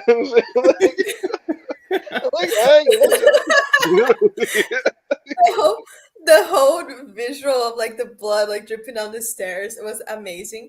And like Mox, when he gets into the gear to do his promos, is just unbeatable. There's no one who does it better. Like, it's just it was really good. This mismatch, this whole rivalry, I think, is one of my favorite things in AEW right now. And this match is probably one of the ones that I'm most excited for in the pay-per-view. This one and the trios match. So like this promo was perfect. I think to wrap the whole thing up for the go home show, I think was amazing. Like, none of them needed a live confrontation. They both did the separate promos, and they were both like amazing. But yeah, this promo was incredible. Mox always like gets better and better with the promos, if that's even possible, which is insane. But yeah. The visual, like the eye closed, I remember when he used to wear like the eye patch and shit. So it was really nice. I loved it. Yeah. Mm-hmm. This Monty was just, it was carnal. It was barbaric. There was a really dangerous aura coming out of Jon Moxley. And the thing with him is, for him to cut promos, he has to believe what's going on. He has to really believe in the storyline and stuff and buy into it. And you're listening to a guy who convinced himself, like, I have to fucking kill Hangman Page to like keep feeding my family, which is like crazy. And there's just a savageness that comes with that. And just skipping ahead to Hangman's promo, like, nothing against Hangman Page, he's a great wrestler, but there's just levels to this, bro. And after hearing Moxley in a stairway just talk about going into a dark alley and who's coming out, and Texas death and shit with the blood pouring down, and then going to Hangman and he's just like, well, John, I'm gonna face you, man, and I'm gonna beat you, all right? And then we faced, man. It just made him look like a dweeb, bro. Like, I'm sorry, like, I like Eggman, but like, it's tough. You know what I mean? Like, when Mox gets in that zone and you have to be the guy on the opposite end countering it, it's hard to like look like the cooler person. It's like almost impossible. He's an animal, he's a different beast. Obviously we'll get to the Hangman thing 100%, and I'll pretty much echo a lot of what you said about it, but yeah, Max was in the zone, he was in the zone on that stairway. Okay, this is weird. Next up, we had the Elite. They go to make their entrance, and as the theme drops and they're hitting the pose and everything, the lights go off. House of Black show up. Then the lights go off again to steal the belts. And that's it. Um, that's all we see of the Elite on the show. Really weird, like the kind of like the lack of emphasis on the Elite heading into this pay per view, especially considering they're on it, like defending the titles. This was weird, man. What am I the only person who thinks this? It was Was off. actively it was actively kind of bad. Like when you consider that this is supposed to, like the Elite and the House of Black are in theory like the two best trios in AEW in theory, I would imagine. And it's just like it's a match that most people see probably as a dream matchup. I'm still excited to see them wrestle. Mm-hmm. But when the House of Black returned and they kind of beat up Cutler and they made it seem like their sights were set on the Elite, it was like, wow, okay, this is going to be a big thing. And this entire story and the way we got here is just so confusing to me because they make it clear their mission statement is we want the Elite, but there was a lot of time between then, November and the pay-per-view. So it's like, okay, they're gonna mess around with Eddie Kingston for a little bit, and then they kind of do half of a feud with Kingston and Ortiz. It wasn't even an entire feud. They got in his mind, and then Eddie turned on Ortiz, and then they just stopped dealing with them, and then Eddie fucks off the Ring of Honor, Just fucked up the friendship, and then it's like, you know. yeah, just messed with their friendship and then left, and then it's like, okay, and then I'm like, all right, what are the Elite doing for the pay-per-view? And then House of Black do the angle where they black out things. I'm like, all right, in the next few weeks they're gonna do some stuff with the Elite. And they haven't done anything. Like the combined amount of TV time that these angles have gotten with the Elite and House of Black can't exceed 3 minutes. It's so brief. Kenny has said nothing. The Bucks have said nothing to the House of Black. They haven't even fought back. They're just the lights go out, they come back on, they look like, oh, what was that? Oh my god. And then this week they just lose their titles and they're left laying. I don't get it. It's weird. How did the House of Black beat them up in 2 seconds with the lights off? What's the logic there? Do they have mystical powers? Is that how they left them laying there in 2 seconds? There's Tony Schiavone on the commentary as well when the lights went off. He was like, "Whoa!" Like, it's like, oh man. Yo, It popped me because like Schiavone sells everything. Bro, it popped me because like I was watching it. My girlfriend was asleep. Yeah. God bless her, but she was like falling asleep. Shall I say? And like she saw that angle, and like, obviously she's like grumpy half asleep, and she was just like low budget. Just like it's just watch wrestling and just looking at this shit like low budget. It is funny how AEW commentators comment over spooky stuff because it's like if you remember Monty, whenever like this happens when Jim Ross is there, he'll just be like, all the lights are out again, I guess. All right, and he'll kind of have that tone. But like Tony Schiavone will be like, oh, the House of Black have appeared. He'd be like, oh, again. Just turn the lights off again, on and off, on and off. He's looking after the lights around here, you know? Yeah, literally.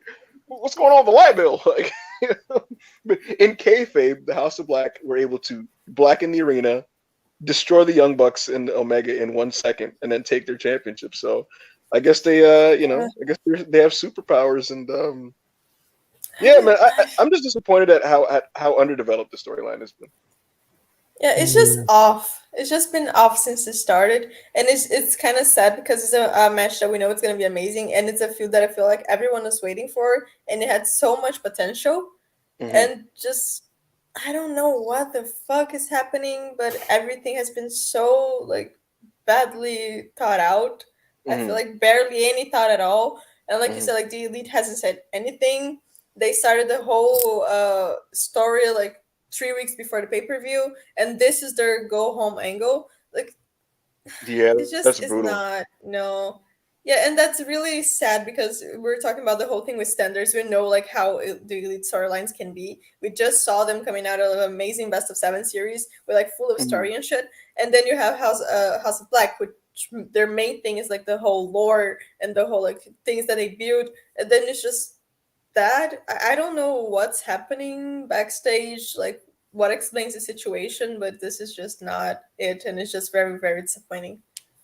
Yeah, speaking of which, I gotta say, Monty, look, man, with the Elite, because I saw some people tell me on Twitter, like, what if this is just the beginning of the story? And then if that is the case, then all right. But like, if this is just a one and done, the Elite are giving the belts to House of Black, and this was the build to it, and then the Elite do whatever they do, it's just really weird. And without concern trolling, it does beg the question of, is this a situation where Tony Khan doesn't particularly trust the Elite because their contracts are expiring, and he's like, I'm gonna de-emphasize them until I know I have them long term, and if need be, I will cool them off just in case they leave me. Because it's starting to look a little bit like that, and I'm not ready to fully go there yet until I see who wins the match on the pay-per-view. But if Tony is doing that, if he is literally like, I don't trust them, I don't know if they're staying, so why focus on them too much? That's still not the philosophy I would do. You know, at the end of the day, they're your EVPs. They're the guys who helped start your company. The fans love them. A lot of people like AEW because of the Elite. I just don't think, I think it's a disservice to them to do that. And I also think even if you are being a promoter, you can use them for what remaining value they have, and then just ultimately use them to put over someone on the way out if that's what's happening. You don't have to just ice them out on TV and like use them like to the little degree that they're being used, in my opinion. Again, like I said, it was weird. Like the angle itself lasted like 30 seconds. You know, it was the only bit of the Elite that we saw last night. Yeah, man, it's been weird. It's been weird. A lot of people, like we've already mentioned, like a lot of people as well have been like really disappointed in this build because they're hyped up for the matchup, and it's just like the build hasn't matched the matchup. And even if it is the start of the story, it's like I don't even think that's like an excuse to like do what they've done so far with it, you know. But yeah, man, this next up is probably the highlight of the show, the Face of the Revolution ladder match. I love this, man, because it's just kind of like what AEW is kind of all about. Like you have like all these like talents that you wouldn't get together in the same place if it wasn't for AEW, you know. And they're just going crazy in there. You know, the crowd's going wild. You've got certain people who are really really over with the crowd. You've got Commander making like almost like the perfect first impression in front of the AEW TV audience. Then like with the obviously with the winner as well being Hobbs, it was just it kind of like I said it on Twitter, like it captured a lot of what I really like about AEW in this match. I loved it. What did you guys think? Go ahead, Ibu. Oh, okay. I thought this match was great, and you know, I'm very mixed on modern ladder matches. They don't always move me these days because they're very pattern formulaic and stuff like that. But this hit like what I need. This gave me what I need to like a ladder match, which is breakout performances and a real sense of danger, and a winner that comes out of the match almost feeling like they've become a bigger star for winning the match. That's what I want from my ladder matches. And in this one, I mean, Takeshita was great. Commander, star-making performance. This guy, you know, I'm so happy for him because I've seen him on some indie shows, right? And I know he can do some really spectacular things, but I'd imagine like so many more people became aware of who he is from this match, which is great for him. He probably gained a bunch of followers. Last time I checked, he had like 3,000 followers on Twitter at most. He's probably going to quadruple his indie booking rates. So yeah, I mean, good for him. He had a great performance. Will Hobbs was the right winner. He came off like a star in the match because of how over he was. Anna, did you notice how Takeshita's like the same size as this guy? Like, Yes, Takeshita I was is like, cute. hey, yeah, like I it didn't hit me until like they're like face to face, and Hobbs is supposed to be a big man, and I'm like, Takeshita's like slightly taller than him, and he's like not like he's basically as the same size as him. Like that shit was crazy to me. But Yeah, he's really big. big dude. Takeshita was great. He had the camera focused on him after he lost, where he was like, looking really sad about losing and stuff. So I hope this leads to something big with him story wise. I think Tony Khan's goal should be to get Takeshita on the main card of the next pay per view. They had Bon Callis watching the match backstage as well. He was watching it on the screen and shit. So I assume those two instances all linked together. You know. Absolutely. Yeah. It was. Yeah. Go ahead, Anna. I was gonna say that I think it was a really good match. It was definitely match of the night for me. And Takeshita, like I understand what you said like about Commander and House, but for me Takeshita was really the star of the match. Like he had a good moment with almost everyone, and it was really to the point. Like even though Hobbs was the hometown guy, when Takeshita was almost getting the thing, everyone was rooting for him because it's just impossible to root against him. and like the whole thing, the like you were talking about the segment post match with him, like being super upset and stuff. I just hope that's a segue to actually build a big story with him, maybe with the Don Callis thing, because he deserves to be like the fucking blue thunder bomb from the stairs. That spot is just insane. It was amazing. Mm. I just want to see, just give Takeshita matches every single week, and then the pay per view put him in the main card. Like, I don't care. When Hobbs eventually wins the TNT title, I want the Takeshita Hobbs match. I think it's gonna be amazing. So yeah, I really like this match. It was definitely. I feel like I don't remember which was the last like ladder match that they had, but I remember one ladder match last year that everyone was really hyped because all the people in the match were amazing, and then the match was just like kind of. It was the all I out one. remember. It was all out. It was Right. it was kind of a mess, and then we got that really weird ending where MJF came out with like, no, the firm comes Yeah, out and the they're all wearing weird firm. masks. Yeah, yes, And then they wait yes. for Max. That was Yeah, like, it was and weird. everyone had really high hopes for that one. So I was still kind of a little bit like, Mm. with ladder matches after that. But this Mhm. one really got it back up, like the whole spirit and the hope and the confidence on AEW. But it was a really good match. Yeah, I Yeah, still it don't was understand why they took it off the buy-in, because I think it was in the buy-in, right? no, Something like that. it was always meant to be. It was this match. Dynamite? People were expecting it to be on the card because it always is, but then they Yeah, announced it for it the usually is. Dynamite Yeah. before. So Well. But Yeah, yeah, it was they a good moved it. match, and I'm happy. I'm happy the Hobbs won. I'm sorry, like I don't know what they're gonna do with Wardlow if he loses, but if he wins, he has to lose to Hobbs like right after. So I would rather see Hobbs versus Joe. I think. So mm. You know what would help the booking, Monty, of this sometimes? Because I feel like almost every year they somewhat book themselves into a tough situation with this Face of the Revolution Sonic Ring having to get a title shot. Because they always make it where it's like you have to get the shot the next week after the pay per view, right? And that can sometimes put them in a tough spot in terms of who to choose as winner. I think if they just made it where it's like don't make it a Money in the Bank thing where it's like you can run in with the fucking Sonic ring anytime and cash it in, but like I feel like if there was a set date with some distance following the Yeah, so you can actually build it. Yes, Because that's like what I'm saying, when the person who wins the Face of the Revolution match doesn't win the title, it feels like a waste of time. You know, exactly. Like, After they just went to a whole ladder match, exactly. mm.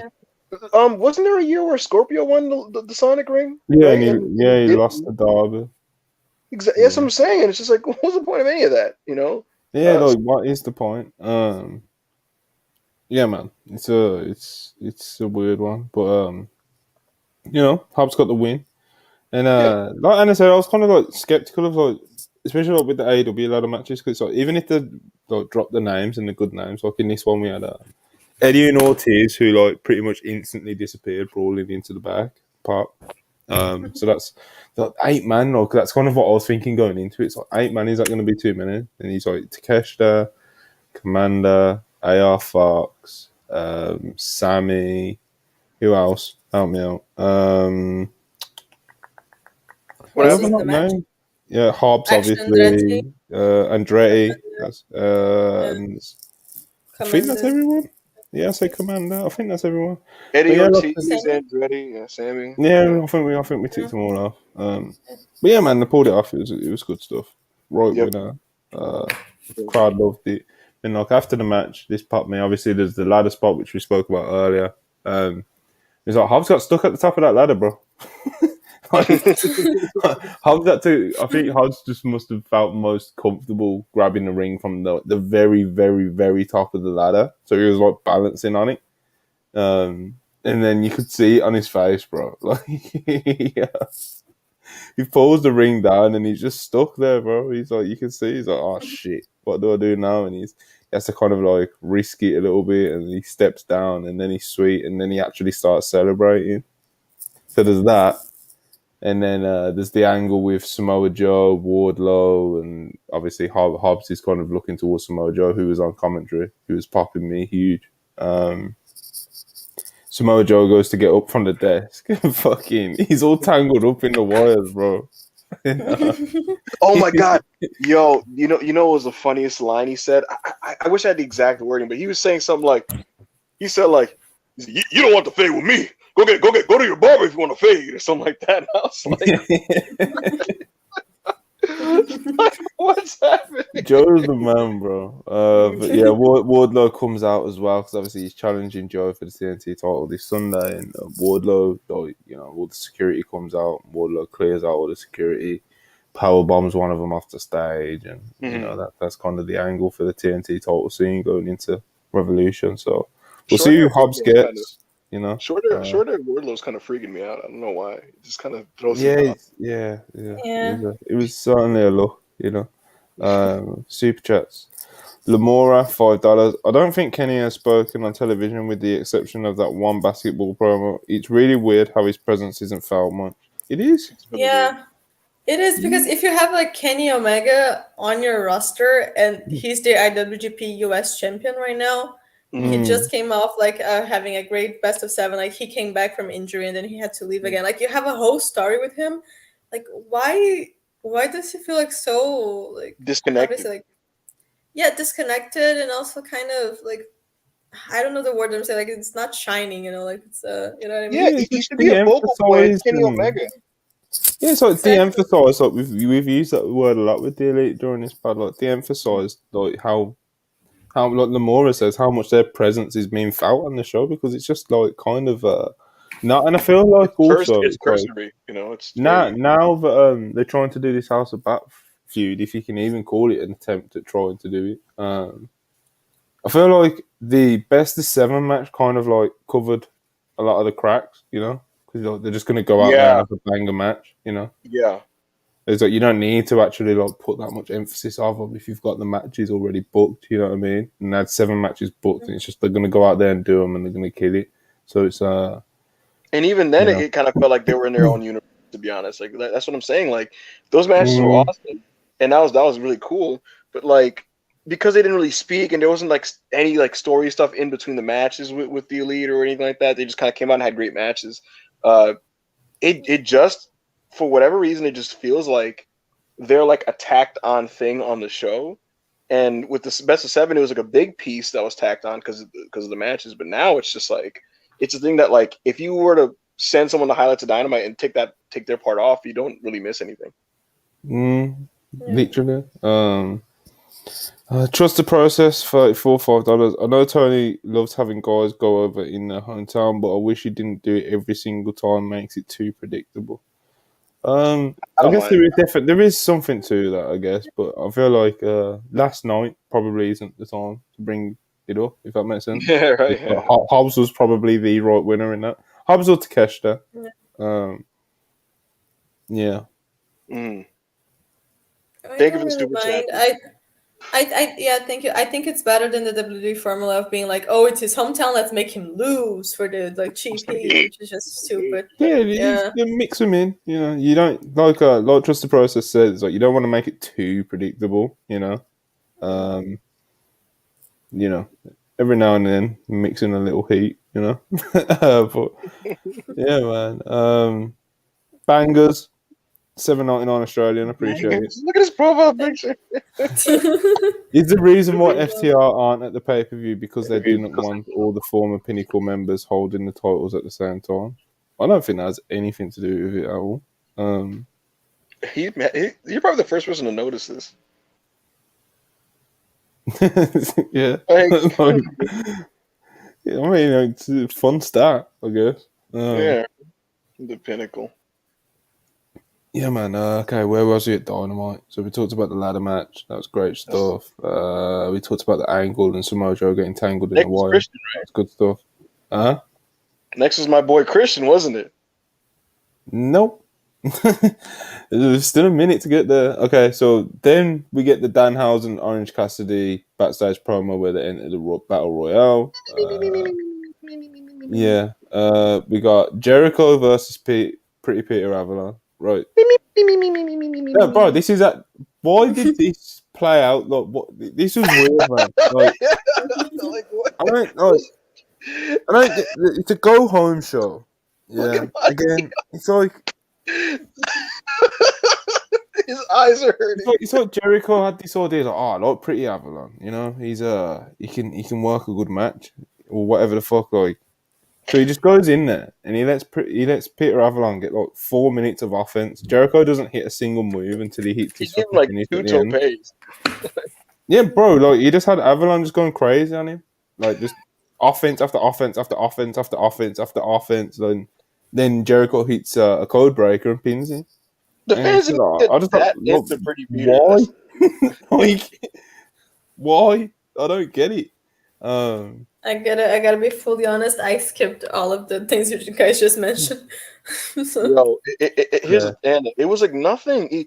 He let Peter Avalon get some offense, and then he beat him after like 4 minutes, and then he Some hits him with the offense, bat. all Yeah, the like offense, all his of it. entire moveset was unloaded on The Chris match Jericho, was literally Peter Avalon just hitting doing offense on Jericho. every move he knows. The thing is, and it's structured for the crowd to get really behind Peter, but because he's like such a non-entity on the show, they kind of didn't really that much. Jericho hits him with his bat like 4 times before Ricky comes out for the save. It was sold so awkwardly too, because like he'd hit him and then Peter's just kind of like, ouch. So you're hitting him with a baseball bat, bro. You know what I mean? And he's just like, Jericho's like doing weak shots, like doom, and he's like, my shoulder, I guess. But Ricky comes out, Jericho walks away, and then Jericho's just kind of like, watch your back, because the JAS are here, whatever the fuck he did, and then they beat up Ricky, and Yeah, the whole thing was like Jericho was like, the JAS, the band at Revolution, but they're not banned tonight, and they come out and yo, live chat. Is Anna flashing over Monty's face for you guys? what? This is like Wyatt lore. So guys, let me know in the chat, because for me, like Anna's face is like kind of just flashing in and out on Monty's screen. It's really funny. Nah, bro, that's just you. Okay. It's glitching with your 1995 laptop. Let me take the chat and see if people know what I'm talking about. Anyway, okay. You see, you threw us off now for that little bit of bullshit. Sorry, we're talking about the Jericho. Okay, yeah, Jericho Avalon. Angle with Jericho and Starks, blah blah blah. Okay, now we get to the Hangman promo. And it's pretty much just to repeat like what Ibu said. It's like after Moxley's just cut that. It's like you cut to just like Hangman, just like sweet, cutting a promo, which was like the promo was fine. It's just that like when it's following that, like they probably should have switched them around, Yeah. Have Hangman cut this like good promo, then have Mox take it to like the next fucking level, The thing is, like, he was also being a pacifist in the promo, because he's like, I don't really like blood, John. I don't like fighting. Yeah, I don't like violence. Yeah, I don't like violence. And John Moxley's like, this is a war. I'm an animal. It's like, oh shit! It just makes him look like a dweeb, bro. Like, it's like, come on, man.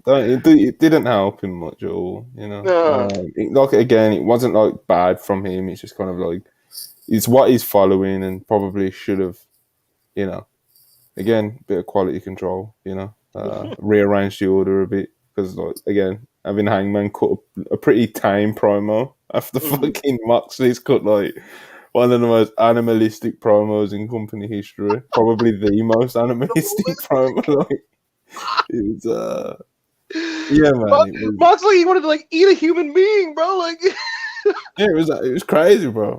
And you just got Hangman just walking around with his hands in his pockets or whatever the fuck. Yo, bro, I forgot. Mox walked out and he was talking about like how like bleeding felt good. He's like, oh, it's good. This is life. This is life. He's crazy, bro. Look at this. Darren Walker, £5. Appreciate it. That's 3 weeks on Dynamite seeing Kip Sabian, Evil Uno, and Peter Avalon. Which outlaw wrestlers next?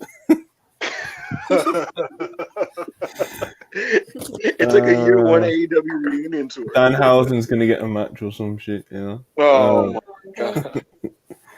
John Moxley versus Danhausen is a nasty. Honestly, I'd like that in the mode that John is in right now. I would like that actually. Mox just like blading to like Danhausen's. Oh my god! Appreciate the super chats as always, guys. Keep them coming. If you're feeling generous, of course, get those likes up, man. We need those likes. If you haven't liked the video yet, please do so. If you're logged in and it's not too much of a struggle for you. And even if it is, you know, we're worth it. Subscribe if you haven't already. And we're going to keep going on with this Dynamite review.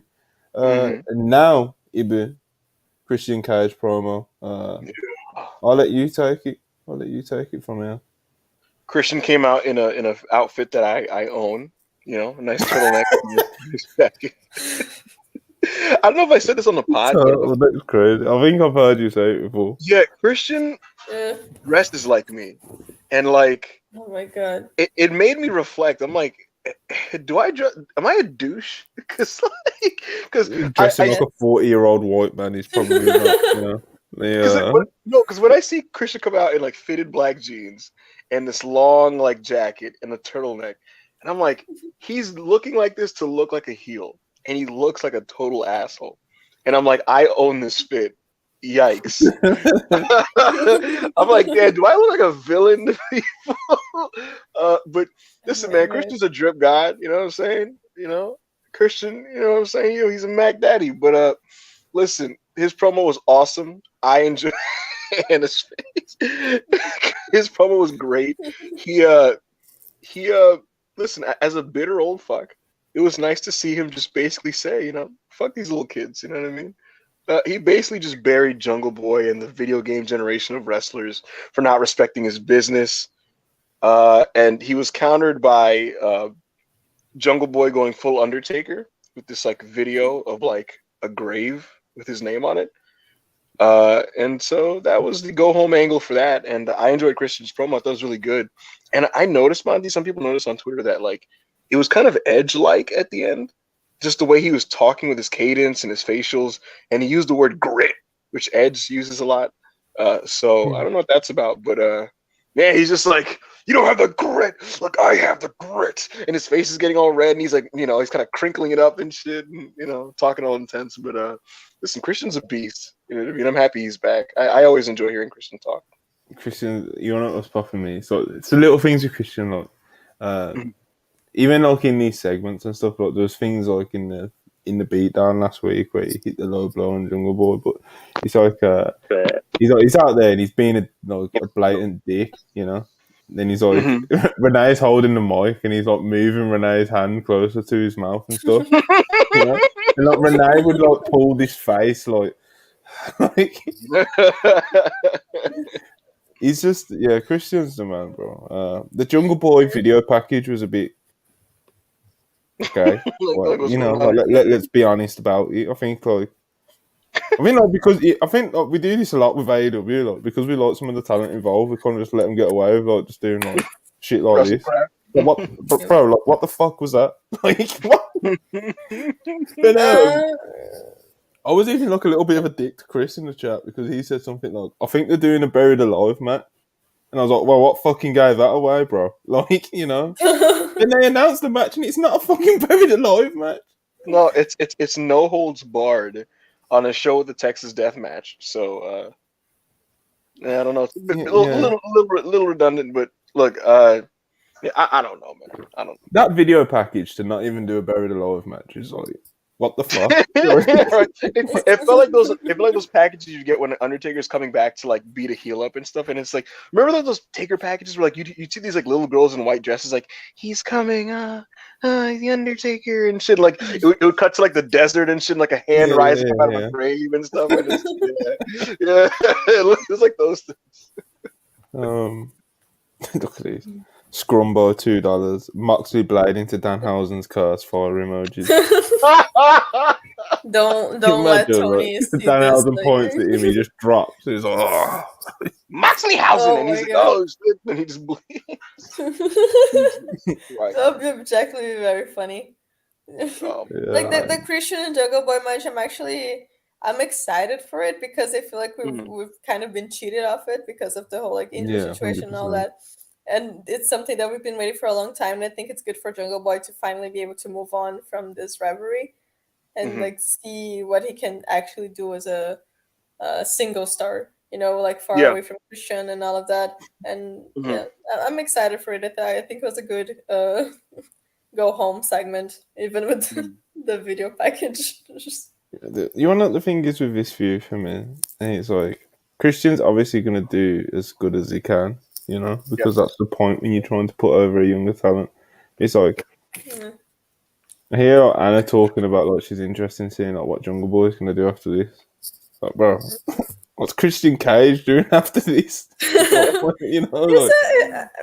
He's a dickhead. He can like just start picking on other people. Who's Christian gonna pick on next? That's characters like Christian that are just like Action Andretti. He's just gonna find someone else to be honest. If Wardlow loses the match against Samoa Joe, like Wardlow also just lost his dad, so it seems like on theme. Yo, okay, I thought of something. To be honest with you, this is gonna sound insane. They're both Canadian boys. They're friends. They used to be associated on screen on Raw like 20 years ago. I actually want to see Christian associated with Jericho as a two-man veteran Dick Carney duo. Because Christian already says, like, I'm here to leech off this business. Like, I don't give a shit about any of these young talent. Could you imagine if, right? Like, he just looked at Jericho and he was just like, we got the game figured out, man. You know what I mean? Minimum bumps. Leech off these kids. Make some money. Like, I don't know, man. I feel like you're trying to kill the territory if you're creative again. It'd be kind of funny. No, I'm not with it, Christian and Jericho. He does this sometimes. Like he'll pitch something with like a certain enthusiasm, Yeah, and Marty's like, I don't know. Kind of like, no, all that, bro.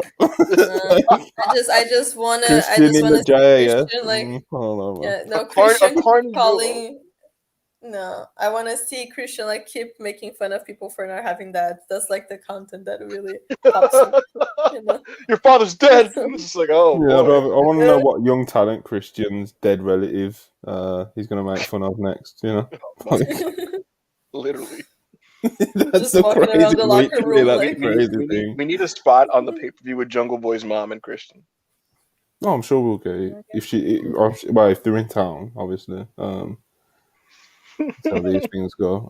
Okay, so next up, we had it was like a Jamie Hayter, Britt Baker 30-second promo. This popped a lot of people on Twitter because Britt Baker said you can look but you can't touch. Britt Baker loves doing his art, bro.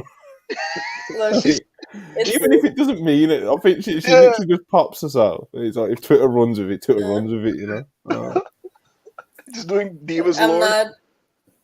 Oh god. If she actually like meant to do a Bella's reference, then I might have No, listen, the Bella's in AEW would be beast. Yes, I might have like spent a week without talking shit on her. Like, because making the Bella's reference on AEW TV is just amazing. I cannot go against that. It's incredible. Imagine if the Bellas are the team to save the division. God. Oh my god.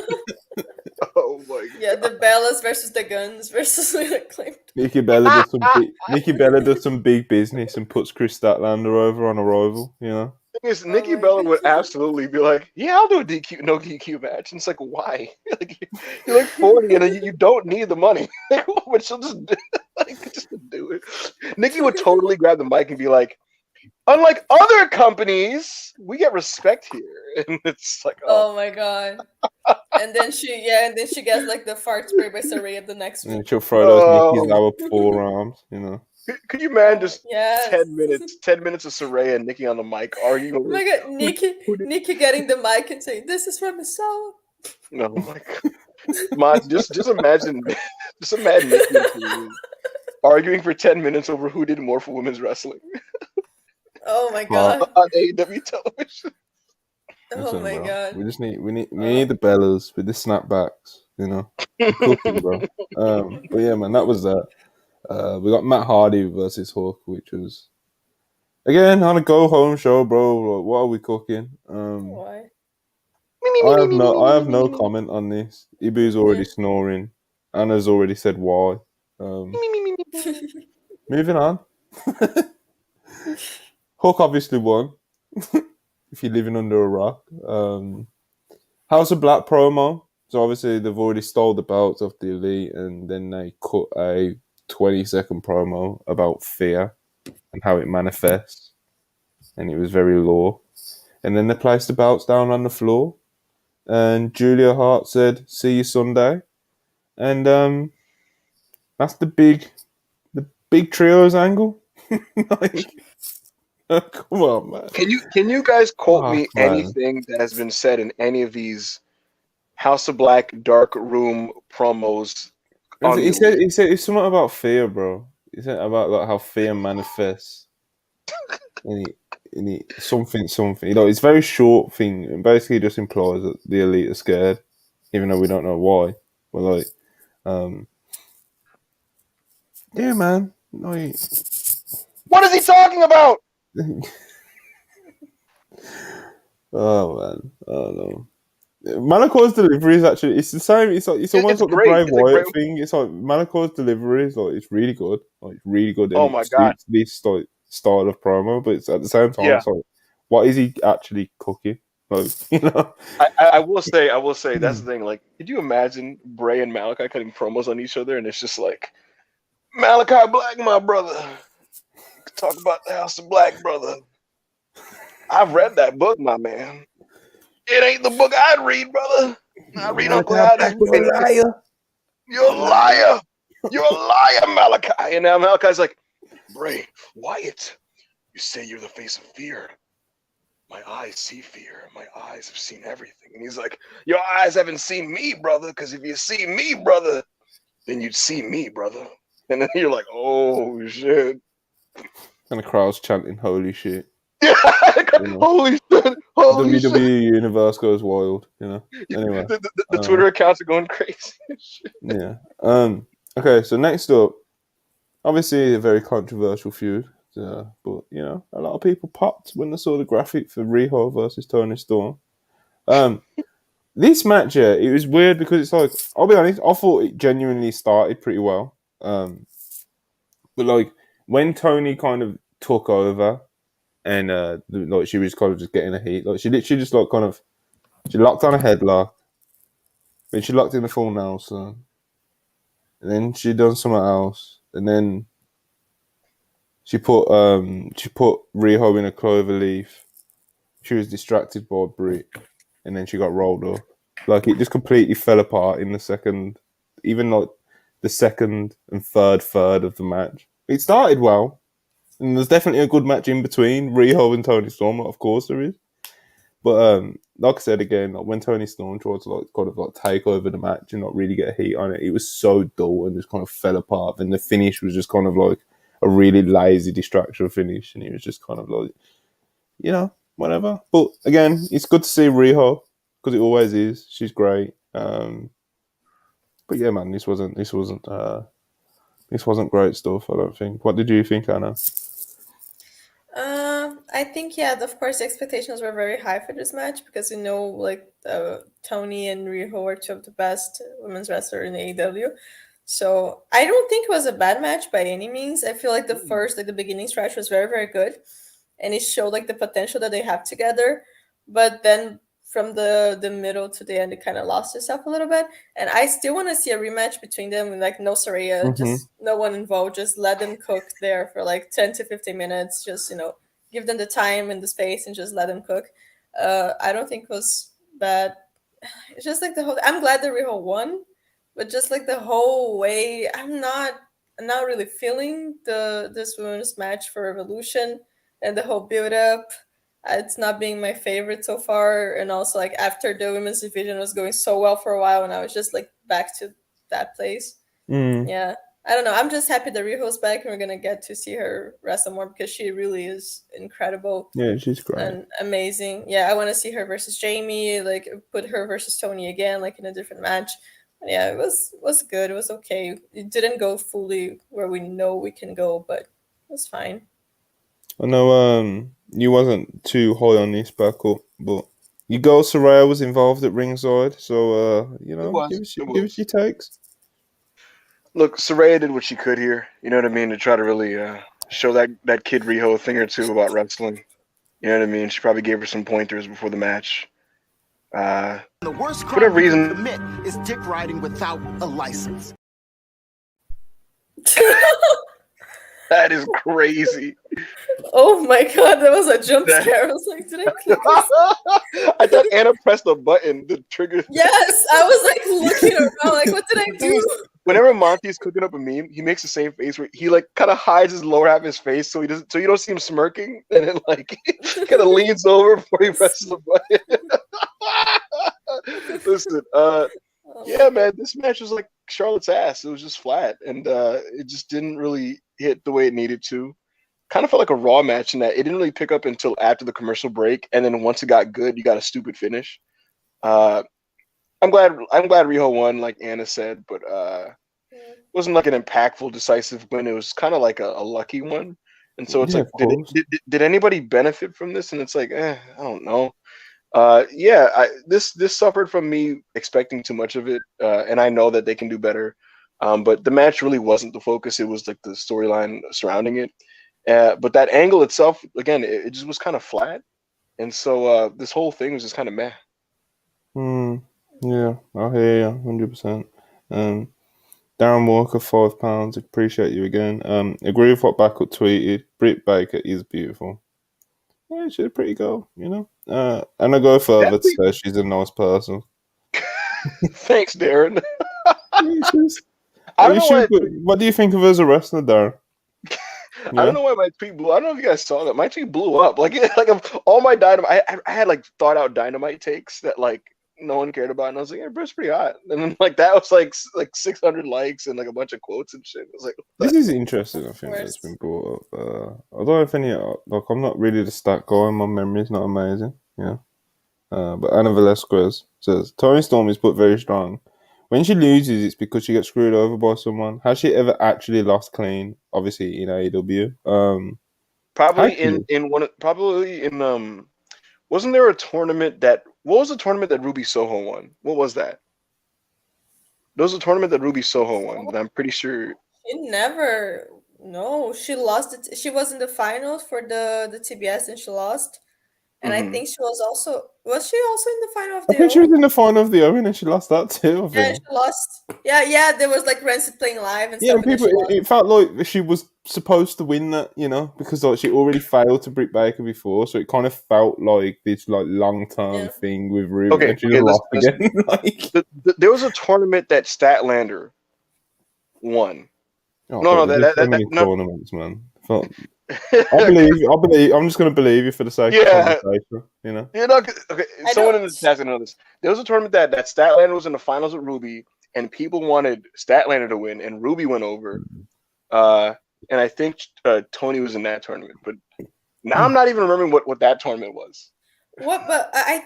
What's your point? My point is, she. I think she lost. lost. Tony. I think she lost clean during the Owen, but I don't. Right, it was against Brit, I think, or something. Yeah, I don't know. Ever since Thunder She lost- Rosa relinquished her belt, though, Tony has been someone who doesn't lose clean at all. Well, you know, Technically, keep it she lost. Technically, she lost clean in the match against Jamie. You know, technically. I mean, there was a lot going on in that, you know. There's a So lot. Yeah, but if someone a calls lot, that but not still, like, clean, like I'd get it. yeah, you no, know, I would say like it was technically clean because she took like all the finishers in the shed, and then she was still like fighting back. And it was when Jamie did her finisher that she kind of like it's not like clean, but it was better than DQ or yeah, there was a something lot like of smoke and mirrors, you know. yeah. Match is I don't awesome. know. I Yeah. think it's good for her. I think it's good for her character. I don't mind if they're creative with it, and when she loses clean is actually like an important thing. I don't mind. Absolutely, no, it's good. Yeah, But yeah, it's man. good that they. It was It's good that it they was see the her as Owen somebody- Hart Cup. Yeah, Ruby never won anything, Hangman. I don't know where you got that from. There was so. I'm gonna look this shit up. She never won Look it anything. up, bro. You're I'm coming out with looking your old man and fucked up memory takes and shit. Okay, so that match happened. There was an angle where Ruby, Jamie, Saraya, they all kind of brawled and done that kind of gimmick. Okay. Next up, we got a Keith Lee and Dustin Rhodes promo, which some real wrestlers. They're what did they say? They're naturally limitless. Listen, bro, they're coming for the Mogul affiliates, and Dustin's gonna do some damage. You know what I mean? He's already got a win over Swerve Strickland. You know, we're cooking, bro. Just okay, we got a private chat. Oh Oh, shit! Oh no, Anna's getting sick of us. No, no. I have a thing in the morning. Okay, let's Fine. wrap this shit up. Okay, Sorry. Keith Lee and Dustin Rhodes. We don't need to say anything about that, except for I love Dustin Rhodes. Keith, please dye your The hair. Battle Royal we spoke about earlier. It was bad. Yeah. Aussie Open was on Dynamite, which but Yeah, and they're gonna be on Rampage. I feel like on Dynamite they're just there like to fill up space, and then on Rampage they actually have good matches. Yeah.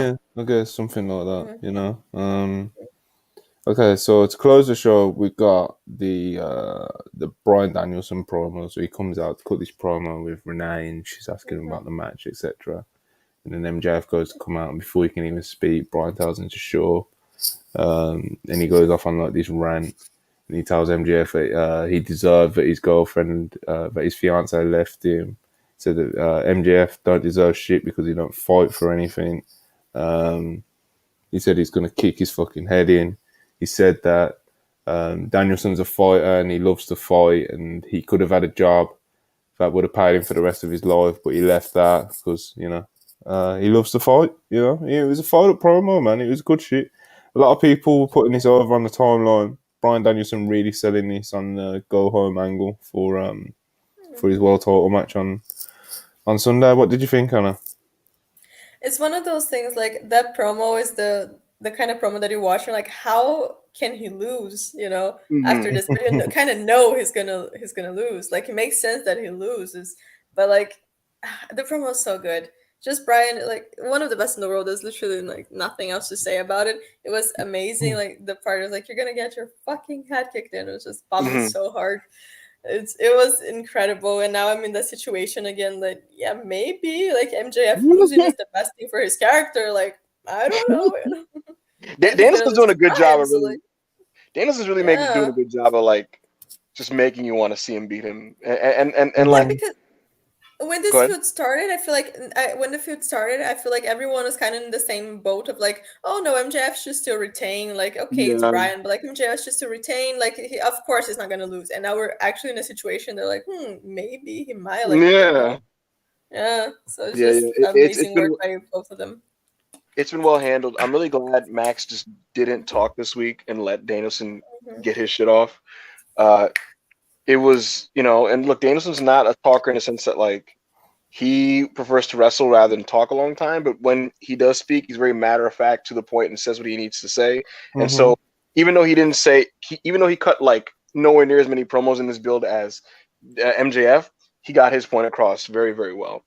This promo was tremendous. He contextualized his life and his career in a way that all boils down to this moment and makes it seem like winning the title is like the most important thing to him, which is really good.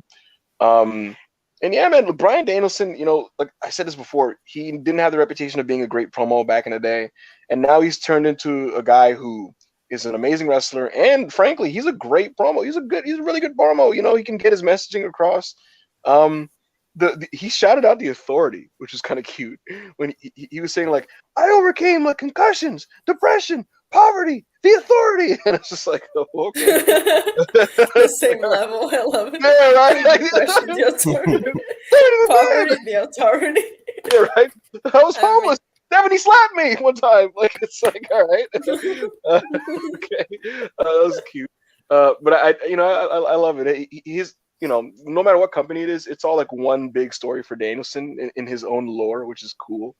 You know, um, yeah, man, this is great. I'm really looking forward to this Iron Man match. So I'm glad that AEW had the go home segment of their go home show be a hard sell for their main event, because that's Yeah. classic promoting and that's what you should do. mhm. Yeah, man. Especially like on a show where, for me at least, I keep saying like, for a go home show, why is this on the show? Why are you doing this? Right, Why are right. you doing that? At least for the main event, you actually like there was a very like focused effort which came off well, and you know what I mean. I hope Brian done his thing and helped move a couple pay per view boys. Mhm. But they really hammered it home. So at least we got a win in there. Um, Darren Walker, £5. Will Rose will be the third woman at Revolution, and Brie, good wrestler and best female promo in AEW. I mean, fair. Will Rose will be the third woman at Revolution. I doubt it. That'd be I don't funny. know. Yeah. Maybe. Pop. Yeah. Reese is not a good wrestler, but I didn't know opinions. Well, yeah, Anna's never gonna give that one up, But No. yeah, Dynamite. No, the day that she wrestles a match in like a normal speed, not a 0.5 speed, then I might consider it. Anna just gets, she just gets spiteful, bro. Boy. Trust the process, Not my fault. $34, $2. CM Punk returning and costing MJF the title or emoji. I mean, Mute me preemptively if that happens. Mute me, Yeah, block me, block unfollow him, me. get rid Do of what you him, have to do. get him out of Do here. what you have to need do. to ask, Get back like, up If and that out of happens- here if that goes down. If that goes down, just get me off your time. Okay. All right. Before we get out of here, let's do a quick run through Revolution. We'll just do kind of like predictions, and if anyone's got kind of like a comment on the match, then obviously go ahead. I'll start with Christian and Jungle Boy. I think it's fair to say that we all kind of assume that Jungle Boy's going to go over in this one. Jungle Boy's going over, going to be a big test for him. He was tremendous in the steel cage match against Luchasaurus, and since then hasn't done much of note. Curious how this comes off. Wonder what's going to be next for him. Kind of want to see him to progress more in general when it comes to like his presentation, not just the wrestling. Like in terms of his presentation, because I think that there's a ceiling on the whole like just kid with the Tarzan gear thing. But as a match, it's going to be very good. Christian's great. He's got the leather jackets now, But I get what you mean. Like go Yeah. more all in with it and make it more like, really make a point of differentiating it. Right. Even more so than they have already, because pretty much it kind of feels like he's just put on a leather jacket, and they call him Jungle Boy Jack Perry a bit more. Anyway, I'm gonna go for Jungle Boy as well. And to talk about we're just gonna get the predictions, but the ACA podcast that we did Sunday, me, Charlie, and Lexi, we talked about the whole card. Of course, they didn't confirm Christian and Jungle Boy until yesterday, but we talked about the whole card a length about storylines and all of our opinions. So if you guys want to watch that as well, just go back and watch it. Yeah, man, watch it after this. If you're chilling on the YouTube, get the ACA podcast from Sunday. Let's get it to 1,000 views because we're on our way. Everyone as well, make sure that you're liking this video while you're in here. Okay. So obviously, like I said, I'll go with Jungle Boy as well, even though I really want to see what Christian's going to get up to after. Hopefully, it works out for Jungle Boy. It just kind of like my faith in Tony these days on capitalizing on momentum kind of worries me. So it's like Jungle Boy, like you guys have already said, Jungle Boy will probably beat Christian, but it's like then what? Right. What's the point in Jungle Boy beating Christian, sort of thing? You need to really make it obvious with what you do with him next. Okay, Jericho versus Starks. Should be Starks, but I think it's Jericho's winning. I think Jericho's winning as well. I think it's Jericho's winning. That's what I'm saying. It should be Ricky, but we know Jericho. We know Jericho. You know what I'm more interested in, Monty? The stipulation is no JAS members. I want to see if Jericho actually pulls the trigger and has Andretti come and turn heel. God. Oh god. I've just got this feeling, bro. I just got this feeling, man. It's not serious at this point anymore. And the thing is, after Revolution, he's going on a tour with Fuzzy for a month. So he's gonna win for fucking nothing. Man, he should lose, man. But I've just got this feeling. I think he might. I think, like I said, I'm making predictions. I don't think I'd be backing it with money, but I think Jericho, man. Oh my god! Yeah, we were talking about this in the ASA podcast. Oh no, the Jerry Show trademark. They trademarked Jerry Show. No. Oh god. Monty, I'll put my fist if Big Show pulled up and punched Ricky Starks. Yeah,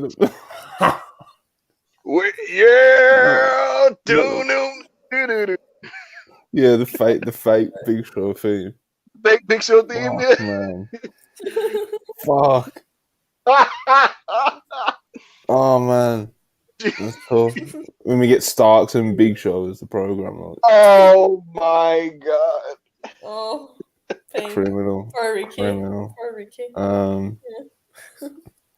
Big Show Okay. versus starts at Fighter Fest. I mean, at a Double or Nothing. Well, let's get this out of the way. Guns versus the Acclaim versus Jay and Jeff versus Danhausen and Orange Cassidy. Obviously, I've done my prediction earlier. I think the Guns are going to walk out of the pay-per-view with the titles. Who are you going with, Anna? Who are you rooting for? I'm rooting for the match to be over. Like, I'm gonna throw like a curve. I'm gonna say Jeff Jarrett and Jay Lethal are walking out with the title. That's crazy, bro. If that happened, I'd be like, you know what, fuck it. I think the Guns are retaining. I think the Guns are returning. I mean, hopefully they exceed expectations, because I think it's fair to say that the expectations are pretty low on this one, even though everyone kind of thinks the match will be fine, and it'll have some like good fun spots in it with Jeff Jarrett, and I'm sure Satnam Singh will get us some sort of pop, and fucking Danhausen and OC are gonna do what they do. The Acclaimed are gonna scissor, the Guns will get heat, blah blah blah. I'm sure it'll be alright, but all right. Jamie Hayter versus Ruby Soho versus Saraya. Has to be Jamie. There's literally no other option. Ibu, don't you even no. Don't even do a beat right now, Yeah, no, it has to be Jamie. If it is Saraya, then it's done. Bye. All the progress for the women's division is just gone completely. We were getting good matches, and then we're right back to that point. No, Ibu's gonna be you see those quarter hours, Oh god, no! It has to be Jamie. It has to be Jamie. Saraya's winning this match. Oh god. No. Animated face like she just got sharp pain in her back or something. I feel like if she actually wins the title, I'm turning off the TV. I'm not watching anymore. Finish the pay-per-view. Just no. Yeah, man. Okay. I'm gonna go with Jamie as well. I think Ibu's lying. I don't think he believes what he says about his prediction. I'm going with Jamie as well, because, of course, why would you end Jamie's reign right now? Yeah, it's just I don't know. Tony is doing a lot of dumbass decisions. I mean, he's just fully doing stupid decisions left and right. I feel the past months with AEW, so I wouldn't be surprised. This is the man who booked the tag match, I'm just saying. Saraya is winning the championship. I'm telling you. You're putting curses on us, bro. So. I'm literally compared to most people, except for Ibu doing this elaborate beat that he's been doing the past few days. I've actually been probably higher than most on Saraya, and by higher I mean as in not as. I don't despise her. Yeah. I'm definitely not going to be defending her in the segments that she's been in, but at the same time, I haven't came down as hard on her than what I've seen from a lot. I tried, I actually tried. I was excited when she came back. When she had the match announced, the first match. I wasn't excited because it was great, but I was excited for the whole direction with the women's division, and then just took that fucking nosedive. Because of her, I'm no, just Jamie, please. Well, yeah, I'm sure Jamie probably walks away with the belt unless, I mean, Saraya wins and Jamie wins the rematch at Craven Cottage. That's what I'm afraid of, because between this match and the rematch is 3-4 months or something. Oh man. I cannot see a Saraya title reign for no. Taking it off the screen. Okay, we'll go with Mox versus Hangman, number 4, I believe. Yeah, they've done 3 on TV.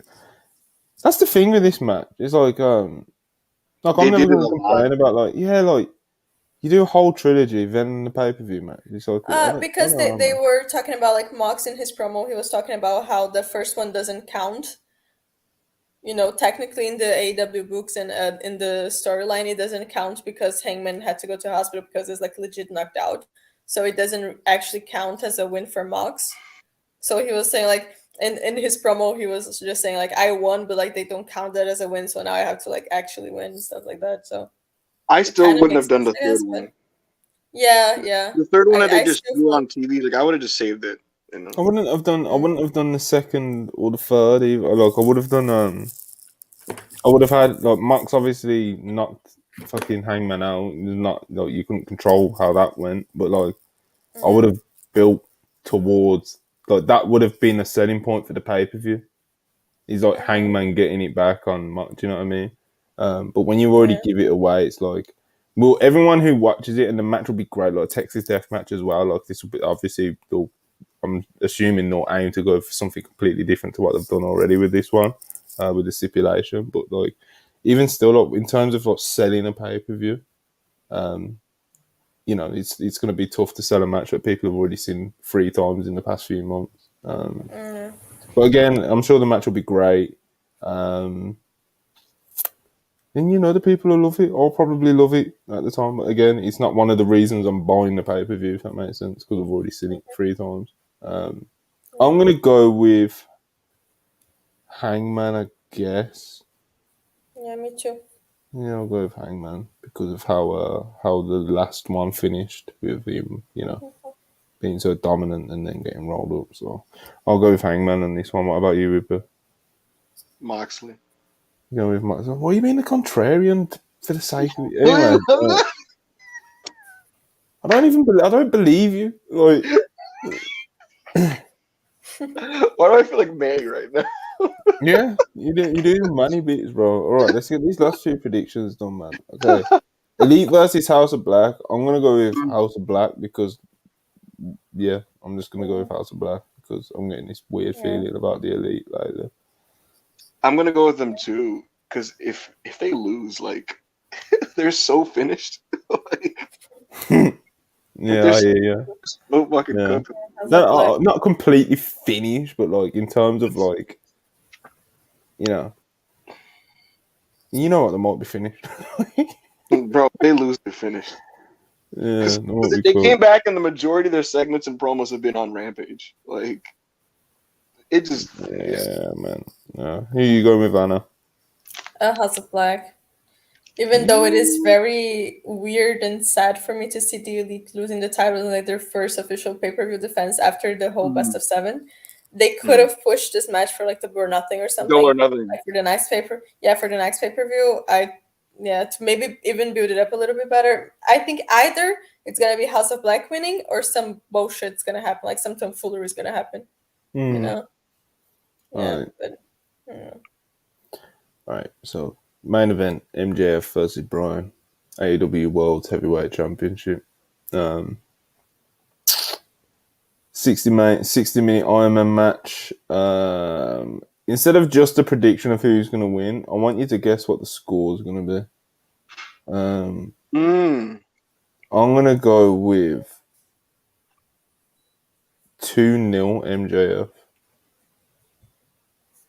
that's a roll one. I think MJF will get a early pin. No, not early, but like he'll get the first one. Obviously, if he's winning 2-0, he's going to get the only ones. But I don't know. I think they might try something different instead of just doing like the classic fucking 2-1, you know, or whatever the fuck.